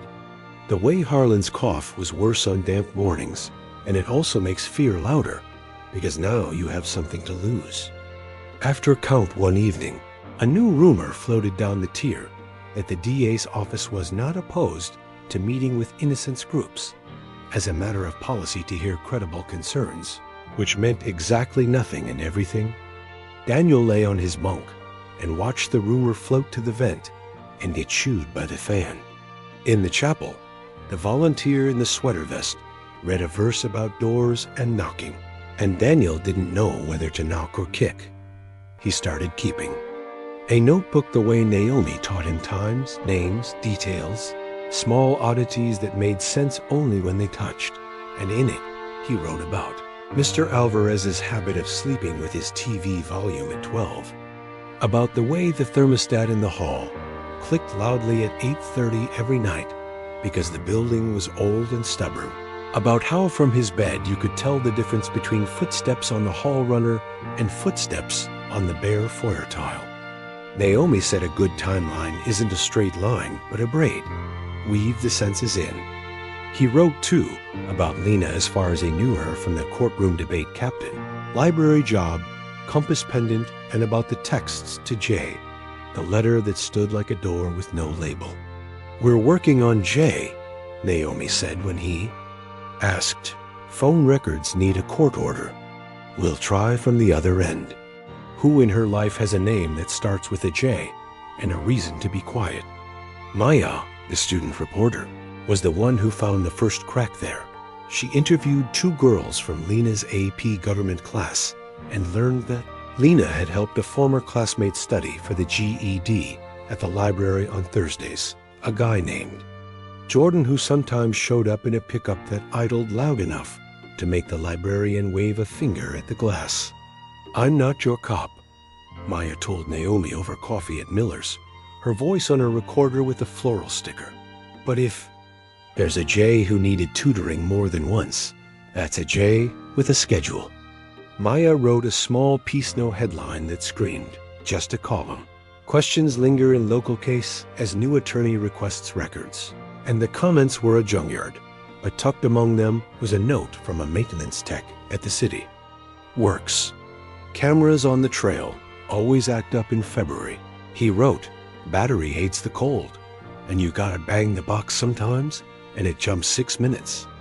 It sounded like a bar story until Luis tracked the man down and bought him coffee and kept him talking long, enough to learn that the city bought the cameras from a vendor whose manual warned about unsensed NTP servers leading to cumulative offset, which was a sentence Daniel didn't understand, but which Naomi translated as clocks lie when they're lonely. 2 visits later, Naomi slid a new folder across the table, and her voice dipped an octave like people's do when they are about to say the words that make the next chapter possible. The police had produced an email chain in response to her records request by mistake. Not because they were generous, but because someone hadn't redacted the attachments properly. And in that chain was a message from Detective Hayes at 2:31 a.m., the night of the interrogation, instructing an officer to note dashcam mouth. On shift log unit wouldn't boot, and another from the afternoon before the arrest, forwarding a maintenance ticket about upload queue errors, bridge cam, and patrol. 7 behind on sync. Naomi tapped the paper with a pen like a gavel you weren't allowed to hear in open court yet. Accidentally giving us what we asked for, she said, is my favorite kind of miracle. Daniel felt his ribs widen to make room for air. Does that mean? It means the story they told the jury about precise times is not a story they can keep telling, not without explaining why their clocks were taking naps, Naomi said. And if the times slide, the path from the diner to the bridge breaks. She exhaled like a runner at the turn. Next, we get bench notes from the lab. If consistent with fibers came from a test that also had inconclusive, and they buried the word, we pry there too. On the yard, under a sky that couldn't decide between rain and bravado, Richie threw a half-flat basketball that thumped like a tired heart and said, "You look taller, Reeves." Daniel told him about the emails and the camera drift, and Richie whistled both bars in order this time. "Time wants to be a liar in this place," Richie said. "Nice when it lies for the home team." That night, Daniel wrote a letter to his mother, trying to translate legalese into something you could put on the fridge and not be terrified of. The camera might be wrong. The dash cam was broken. The TV logs might be right. And there was a girl. Reporter who believed truth didn't mind small rooms. He told her to sleep, which was foolish, and to eat, which was practical, and to keep the letters coming, which was survival. Before mail call the next day, Paxton slid a book through the slot. Not a novel this time, but a thin memoir by a man who had walked out of a prison after 15 years, because a lab tech's probably had finally been retranslated into no. And on the inside cover, Paxton had written exactly 2 words: keep faith. Daniel didn't know which kind of faith Paxton meant, so he decided to keep all of them until one paid out. A week later, momentum changed shape. Instead of letters and notes and maybes, there was a knock on the interview room door, and Lise stepped, and holding a small flash drive like it was a seed. "Vendor spec sheet," he said, "and logs. We had to pay the technical assistance fee out of the office budget, so bring donuts next time." And Naomi had already printed the part. That mattered. In cold conditions, the camera's clock could drift as much as 30 seconds per day without network synchronization. Last recorded sync 6 months prior. Estimated offset by the night Lena died 18 to 22 minutes, plus minus 3. Naomi underlined a sentence in red. System time not authoritative without daily NTP lock. She looked up, and there was gratitude in her face, but also a sharpened limitation, the way a craftsman respects a tool. "We still need to land it," she said. "Logs are wood. We need nail someone to testify. A motive for why nobody fixed the clock. A reason the jury will accept that your confession came from their story and not your life." She slid another paper over, and this might be the nail. Kendra called Maya after reading the piece. The diner's pauses prints a timestamp when the kitchen hits close bill, not when you pay. She didn't know that then. She knows it now because the manager showed her. She remembers you laughing about the cuff at roughly 7:40 and the printer, spitting at 7:48 after she closed a bunch of checks at once. That's a human thing. Human things make sense to juries. We're bringing her in for a statement. Daniel closed his eyes briefly, not to pray exactly, but to hold all the pieces in a still place where they could touch and make a shape. The shape was not freedom yet, but it was a road. That night, under the hum that never slept, Harlan whispered into the cell's small air, high ground, as if reminding Daniel which hill to climb to see the route. Daniel imagined the bridge not as a place where a story ended, but as a place where a clock would finally be told the truth. A trail cam taught to tell time by a network. A receipt taught to confess what it knew and not what it guessed. A town taught to hold two possibilities in the same hand without dropping the one that shook. He didn't sleep easy. No one sleeps easy there. But when he did doze, he dreamed of doors with levers that moved, and in the morning he woke with a sentence in his mouth that felt like lumber carried right. There was a way through, and it had a doorknob. Hidden evidence. It began the way most rescues do in small towns, with small pieces that didn't look like a ladder until someone set them at the right angle. Naomi kept showing up with the kind of calm that made Daniel think of level bubbles, staying between the lines even when the table rocked, and Luis kept arriving with notebooks that looked like they'd been taught to listen. Maya, whose student paper had no budget for adjectives, kept filing requests and riding her bike to places. Other people drove past without seeing. The first hinge was sound. Naomi finally got the raw interrogation audio, not the tidy summary Doyle had read at trial, but the long, ugly river of it, 6+ hours stitched from 2 recorders, with a 32-minute gap the police called equipment change. In that river lived things the jury had never been allowed to hear Doyle telling Daniel, gently but unmistakably. If this was panic, juries forgive panic. Hayes cueing the word bridge before Daniel said it, the pen sliding across. The table and the recorder, beep not marking the moment. I saw her, but arriving 2 questions later after a bathroom break, when Daniel's voice came back hoarser, smaller, as if left in the other room to cool. Naomi played those parts in the booth across the glass, stopping to note timestamps, to write in tiny, sharp letters. Minimization, contamination, false fact claim. See this? She said, tapping the waveform where Doyle said, we have your prints on the rail, though the lab report later labeled the partial as non-comparable. They told you a thing they didn't have to get a thing they wanted. Jurors didn't hear that. We're going to make a judge hear it.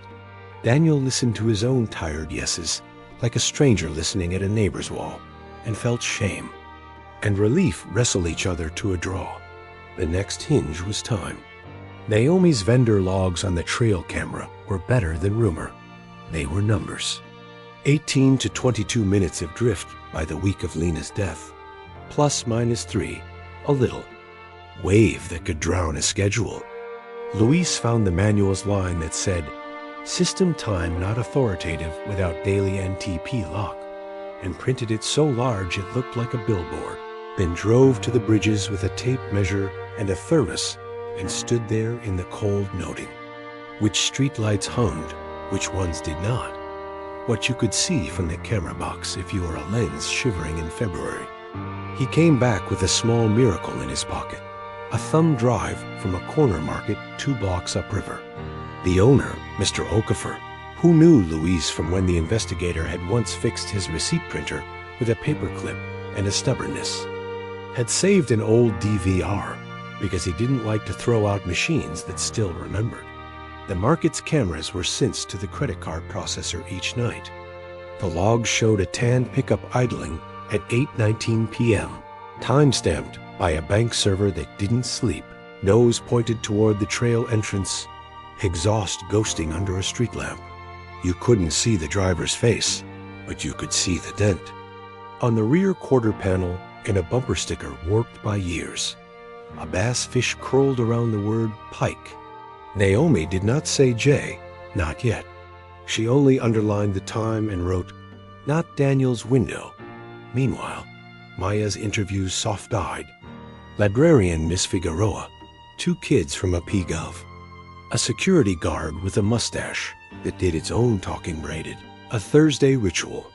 Lena tutoring a former classmate who dropped out and was working odd jobs.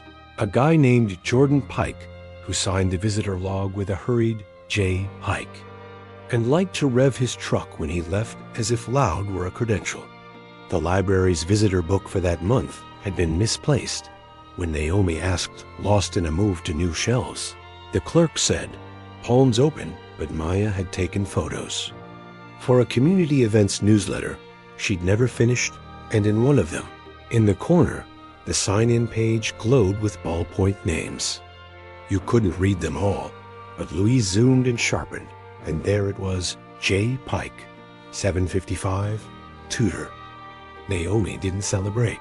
She stapled a copy to a motion she was already drafting for an evidentiary hearing, and kept her voice level when she said, "This is another board for the bridge." Where there were numbers, there were also silences that proved louder than words. Naomi's request for dashcam video from Patrol 7, the night of the canvas, came back with the same malfunction line she'd seen in the email chain. But Louise asked for the vehicle's AV automatic vehicle location because GPS pings don't care if the camera is sulking. The map painted dots that told a different story than Doyle's report. Patrol 7 idled behind Miller's Diner from 7:35 to 8:02, left for the river at 8:06, and then parked near Daniel's block at 8:28, 20 minutes before officers said they first contacted him. So they were building a Daniel-shaped hole before they knocked on his door, Naomi said simply. And Daniel felt a heat he hadn't allowed himself in months' anger that wasn't the kind that broke things, the kind that built a case, layer. It with Kendra's new statement and the PA's detail receipts timestamped at close bill, not at cash exchange, and the hole started to belong to somebody else. The lab, stubborn as an old dog, finally gave up its bench notes in a stack, stapled at an angle that made you suspect whoever did it wanted to injure the paper. Naomi and Ms. Collins sat in the law library turning pages while Daniel watched their faces the way sailors watch the horizon.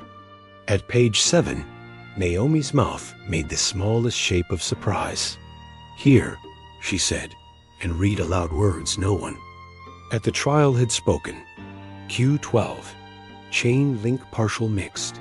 Profile minor male contributor cannot include Reeves based on alleles at D3S1 358 and FGA.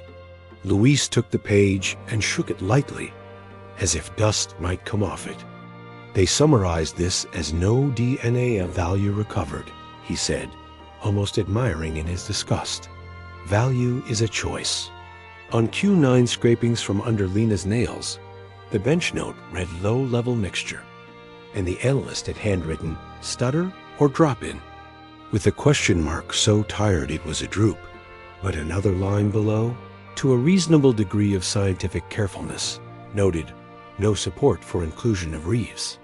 The report the jury saw said, inconclusive. In court-thin language, Naomi wrote a paragraph with a word the Constitution gives people when the state hides. Good news. Brady, Naomi's motion grew ribs, audio gaps, minimization, false fact claims, camera drift, vendor logs, POS timestamp mechanics, AVL dots that told on their silent camera, bench notes that shifted inconclusive into exculpatory. Then it got a heart. Kendra, who had sat on the stand at trial and sounded so sure. About 7:48 and the cuff and the hurry, came to Naomi's office and cried. No histrionics, just the kind of quiet crying people do when they've been rerunning a night for a year and finally let someone hold some of it. They came back the next day, she said of Doyle and Hayes, and they told me the town needed it clear. They said if I was sure about the cuff, that it helped the timeline and helped the town. I was sure about the cuff. I wasn't sure about time. I'm not a clock, I'm a waitress. I remember coffee and faces. I remember him laughing because the tear caught on the pot. I don't remember what the paper said. Naomi wrote, "Recantation on timing, not identity," and squeezed Kendra's hand exactly once. "You're not a clock," she said. "We'll get a clock to testify." Jordan's name, the base fish bumper sticker made it dumbly poetic, wasn't evidence by itself. But when Maya's skinny file landed on Naomi's desk, it brought a rattle. A campus security report from 2 months before Lena's death about a truck that matched his outside the library late. A librarian walking a student to her car after someone raised his voice. A second report, this one a 911 call log never entered into the case folder, where a neighbor on River Road had phoned at 8:28 p.m. on the night. Lena died about a loud truck with no muffler speeding from the trailhead. The officer's note said, "Advised, no units." Naomi photocopied that line and taped it above her desk the way people tape poems. "No units," she said. No wonder they needed their story tidy. Luis found Jordan working at a farm equipment lot where every tool was painted a green that had learned to love diesel, and asked him straight questions in a voice that left no place to hang a lie. Jordan said he didn't know Lena like that. No. Just help with the GED? No. Wasn't near the river that night? No. Didn't even go to the library since winter started. Then coughed his way through the part where Miss Figueroa had him signing. In Weekly and the camera at O'Coffer's had his truck ghosting under banks since time. He asked for a lawyer and got one, and that was interesting too. Inside, miles from all this movement, Daniel moved through days that still demanded everything. Klein's boot, the red line, the laundry steam, Harlan's cough announcing rain a day early. But the world outside began to slip messages in like. Contraband that didn't break rules because truth hadn't been officially banned. Yet, Paxton set a clipping on the slot from Maya's paper, the little story that made room for a larger one. Local attorney cites clock drift in Reeves. Case. Richie came back from chapel with his palms smelling like lemon oil and whispering, "You got named from the pulpit." And when Daniel asked by whom, Richie said, "A man who believes doors can hear you." Naomi's next visit was the one where her voice picked up that small stamina runners know at mile 10 the moment fatigue and rhythm make a treaty. "We've got an evidentiary hearing date," she said, tapping the glass with a phone cord curled, as if drawing a circle. Could hold the future steady. Judge Rollins held the trial. We get her again. She wants to hear about the logs, the bench notes, the AVL. She wants to hear from Kendra. She wants Doyle and Hayes back on that stand to ask about the gap. She took a breath. And we're moving to compel the cable company to cough up the smart TV logs Evan found. Because if your TV was streaming at 8:10, and again at 8:45, and again at 9:05, then you're not a ghost. Daniel closed his eyes and saw his mother's living room, the sag in the couch, the glow the TV left on the picture frames, and for the first time he believed those ordinary lights might light his way out. The last piece before the hearing wasn't fancy, it was a form. Luis, whose talent for paperwork bordered on art, spotted that the pendant Q12 in the lab world and compass in the courtroom had a chain of custody line with times that walked backward.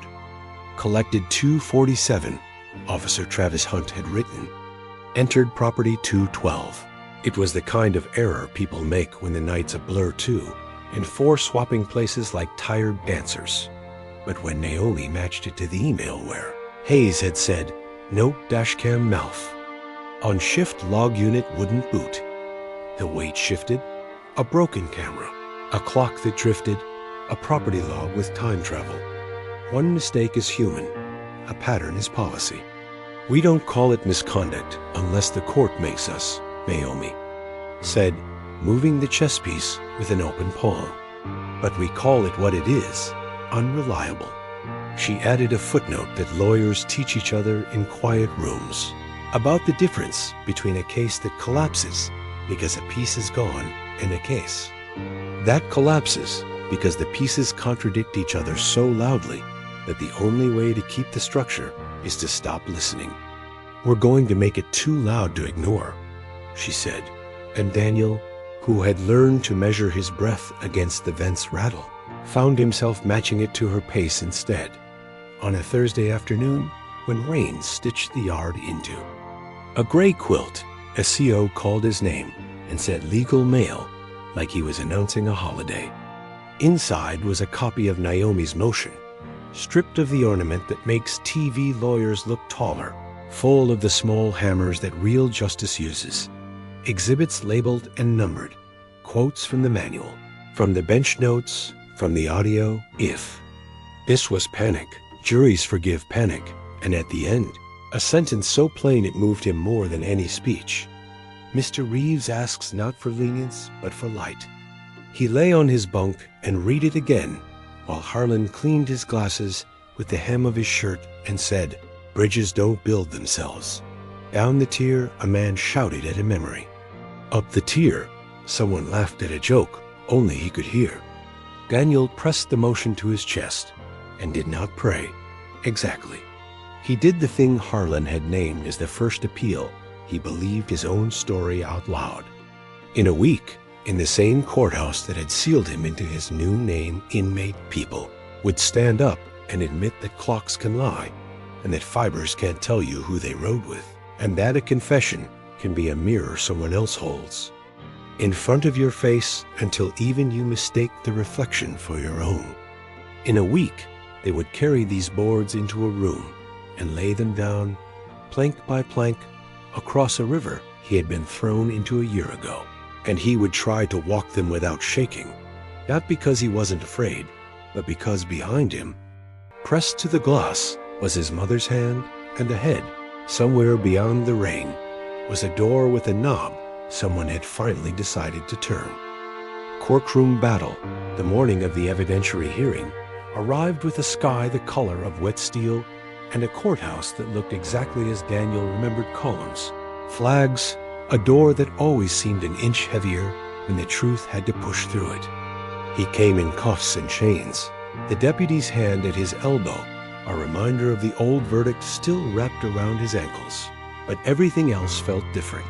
Naomi at counsel table with folders stacked like bricks she intended to build with. Loose behind her spreading maps and printouts, Ms. Collins ready with a legal pad and that teacher's patience that could turn panic into paragraphs. In the gallery, his mother sat bolt upright between Evan and Maya, her lips moving in a small, steady prayer, and in the aisle seat, Kendra folded and unfolded a tissue until it looked like lace. Judge Rollins took the bench with the same cool posture she'd had at trial, but when she said, "Counsel, call your first witness," there was an edge in her voice, like a plumb line things would hang straight today, or they would not hang at all. Naomi called Kendra first to get the clock out of the state's hands. Kendra's voice shook at the start, then found a flat, honest lane. She told the court she could not swear to 7:48 as the moment Daniel paid, that the restaurant's printer stamped close bill, not cash exchanged, that she remembered a torn cuff and a laugh and coffee that needed freshening more than she remembered, seconds creeping on a cheap wall clock. "I'm a waitress, not a timepiece," she said, and Naomi let the lines sit clean and human. Marks rose on cross and tried to reframe it as backpedaling, asked if detectives had pressured her. She said no. They'd said, "Help the town." And Judge Rollins cut in dryly, "The town can help itself by buying synchronized clocks." A ripple went through the room that wasn't laughter, but wasn't far. Next came sound. Naomi cued a small speaker and asked the clerk for volume. The courtroom filled with the hum Daniel knew too well. Then Doyle's voice saying, softly, "If this was panic, juries forgive panic." And later, "We have your prince on the rail." The sentence an iron bar dropped across the room. Naomi stopped the audio and slid a lab bench note to the witness stand where Doyle sat now, uniform neat, jaw set. "Detective, can you point the court to any report any stating usable prints from the bridge rail?" Doyle cleared his throat, found a safe word. "Partial," he said. "Non-comparable." "Which means?" Naomi asked. "Not comparable," Doyle said, and Naomi let the tautology hang before she turned to the judge.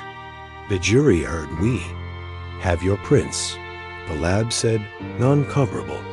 This is not a nuance. It's a chasm. Marks objected argumentative, and the judge sustained with a nod that still looked like agreement. Naomi pressed on the 32-minute gap in the recording. What happened while the recorder was being changed? "Break." Doyle sighed. "Bathroom." Naomi tapped her watch face. 32 minutes of bathroom? Hayes took the stand to help him. Naomi played the audio again, the way Hayes said, "the bridge," before Daniel ever did, and when Naomi asked, "Who said it first?" Hayes tried a distinction. He indicated the area, and Judge Rollins's eyebrows climbed half an inch toward the seal.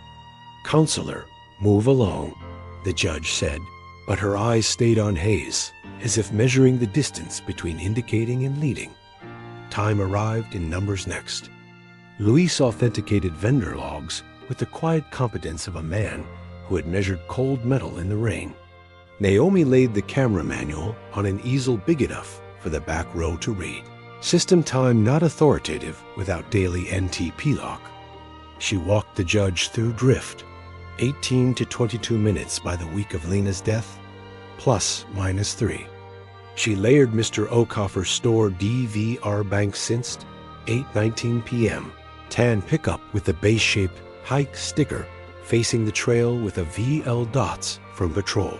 7 that contradicted the reports. Cruiser idling behind Miller's at 7:35 to 8:02. At the river 8:06. On Daniel's block by 8:28, all while the dashcam slept.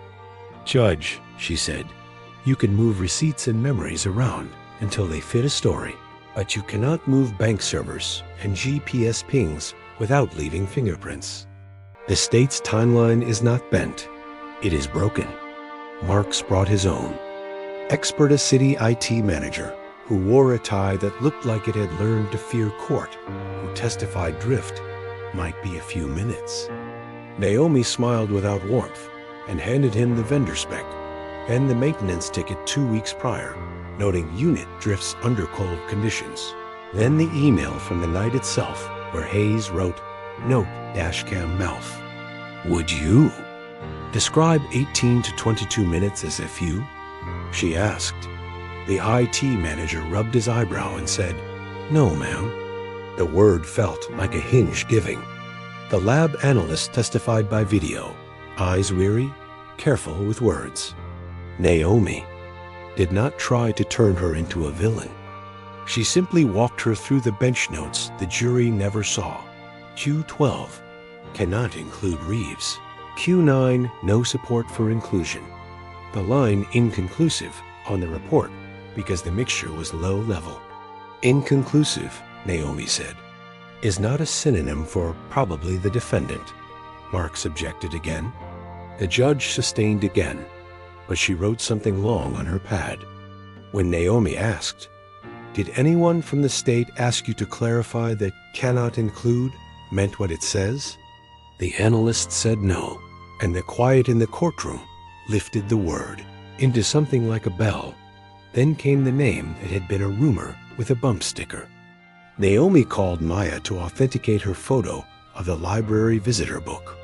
The student journalist straightened in the witness chair like a person who had learned to be small and decided it hadn't helped. "I took this photo for a newsletter," she said. "I didn't know it would matter until adults started losing things." On the screen, zoomed, the words J. Pike 755 Tutor sat in blue ballpoint like a breadcrumb no one had followed. Marks objected to relevance.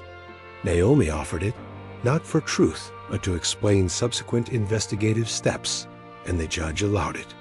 Luis testified to finding the tan pickup at the farm equipment lot, matching the dent and bumper sticker to Mr. O'Coffer's DVR image. When Naomi called Jordan himself, he arrived with counsel and invoked the fifth to every question beyond his name.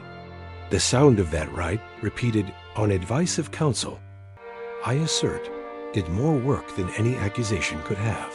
Marks rose to remind the court that invoking is not proof. Naomi nodded and agreed on the record, then let the invocation sit beside the logs and the clock and the bench notes like a weight in a scale. You could finally see Dot at the end. Naomi returned to the audio because sound is the oldest evidence. She played the moment where Daniel's voice, thinned by hours, said, "I saw her," and then the moment 2 minutes earlier when Hayes said, "the bridge," and then the moment 10 minutes earlier when Doyle promised panic could be forgiven. "The Constitution does not forbid confessions," she said, voice steady, "but it does forbid the state from writing them first and letting a scared young man trace over the letters." She didn't look at Daniel when she said it. She looked at the judge. Mark stood for the state and did what he was built to do.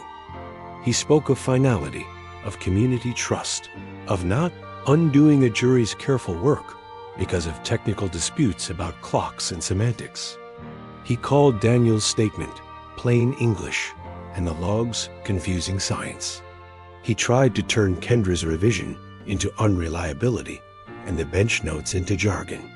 Naomi's rebuttal was a sentence that sounded like hardware. "This isn't confusing," she said.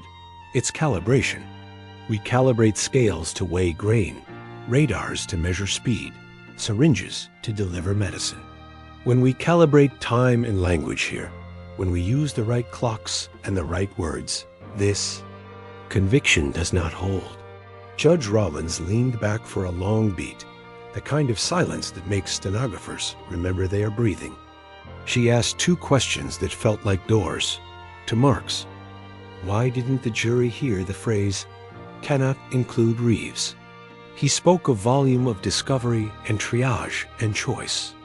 To Naomi, if I grant relief, what remedy do you seek? Naomi sighed, vacatur and a new trial at minimum. Dismissal if the court finds the state's case cannot be restored to constitutional shape. The judge looked at Daniel for the first time that day, not long, but long enough that he felt seen as a person and not a folder. "I am taking this under advisement," she said finally. "I will issue a written order." A deputy moved toward Daniel's elbow by habit. His mother put her hand over her mouth to catch a sound. Maya closed her laptop with reverence. Kendra let out a breath she'd been holding since last year. As they led him away, Daniel turned once in the chains. Small radius and saw Naomi stack the exhibits in a neat pile, each page squared, each board of the bridge aligned. He did not know yet what the order would say, freedom, retrial, or another waiting, but for the first time, a courtroom felt like a place where truth might stand on its own legs and be counted. And as the door swallowed him back into the corridors, cold, the echo it threw behind him was not a verdict, but a promise that the next words spoken in that room could change the weight of the chains he wore. Resolution. The order arrived on cream-colored paper with the seal of the superior. Court pressed deep enough. You could feel its ridges with your fingertip. Daniel sat in a small room, chains loose around his ankles, as Naomi unfolded it with the carefulness of someone handling glass. Her voice stayed steady, but her eyes flickered when she read aloud. The court finds the confession unreliable and inadmissible, the forensic evidence incomplete and misleading, and the timeline presented. At trial materially compromised. The conviction is vacated. The defendant is to be released pending further proceedings.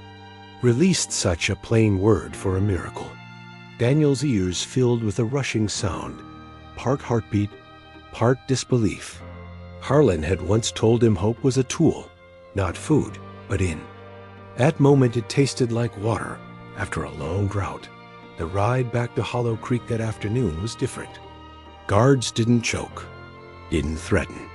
They looked at him sideways, as if wondering if they were transporting a ghost. By evening count, a CO came to his cell with a clipboard and said simply, "Packet." Harlan stood from the lower bunk, his book closing with a sigh. "Told you bridges get built," he said. Offering a hand, it turned their year of bunk sharing into a silent ceremony. Richie shoved a ramen packet into Daniel's bag like a farewell gift. Paxton, the CO who slipped him books, grunted, "Keep reading, Reeves." Even Klein gave no shove at the red line. He only watched with a face like someone puzzling over a clock that had started to run backward.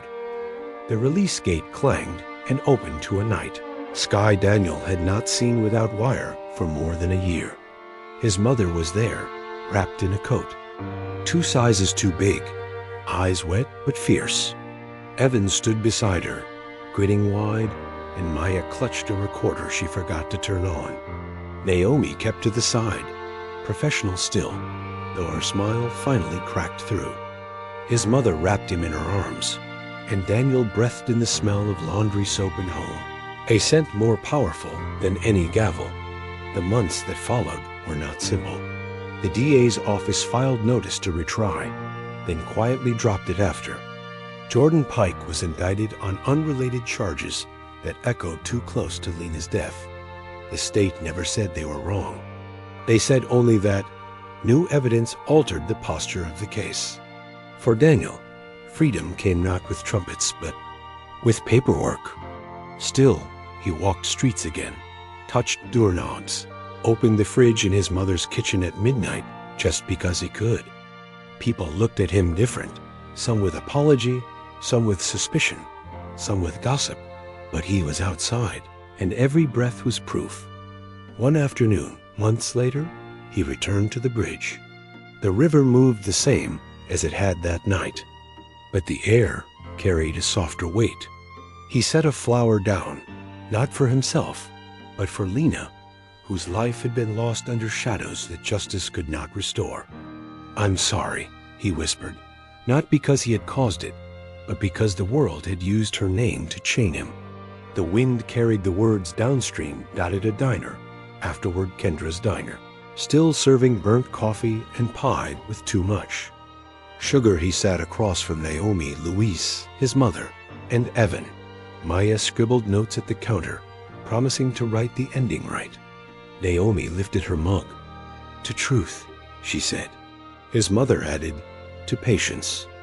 Luis said, "To records that don't disappear." Evan, grinning, raised his glass of cola. "To my brother getting his life back." Daniel lifted his own cup, the coffee bitter and perfect. "To bridges," he said quietly, and they clinked. That night, lying in his own bed, Daniel replayed all the cuffs. The pen, the cell, the courtroom, the small victories stacked until they outweighed the lie. He knew scars would remain. He knew some people would always believe the first headline. But he also knew silence had nearly erased him, and speaking through Naomi, through Maya, through evidence that refused to stay buried, had given him back his name. He closed his eyes, and for the first time in years, sleep came without chains. And if you're hearing this story now, if you've followed it from the first arrest to this last breath of freedom, remember, justice isn't automatic. It bends, it drifts, it gets led astray, unless someone demands calibration. So reflect, share, tell others what you saw here. Because truth, like a bridge, only holds if enough hands lay the planks.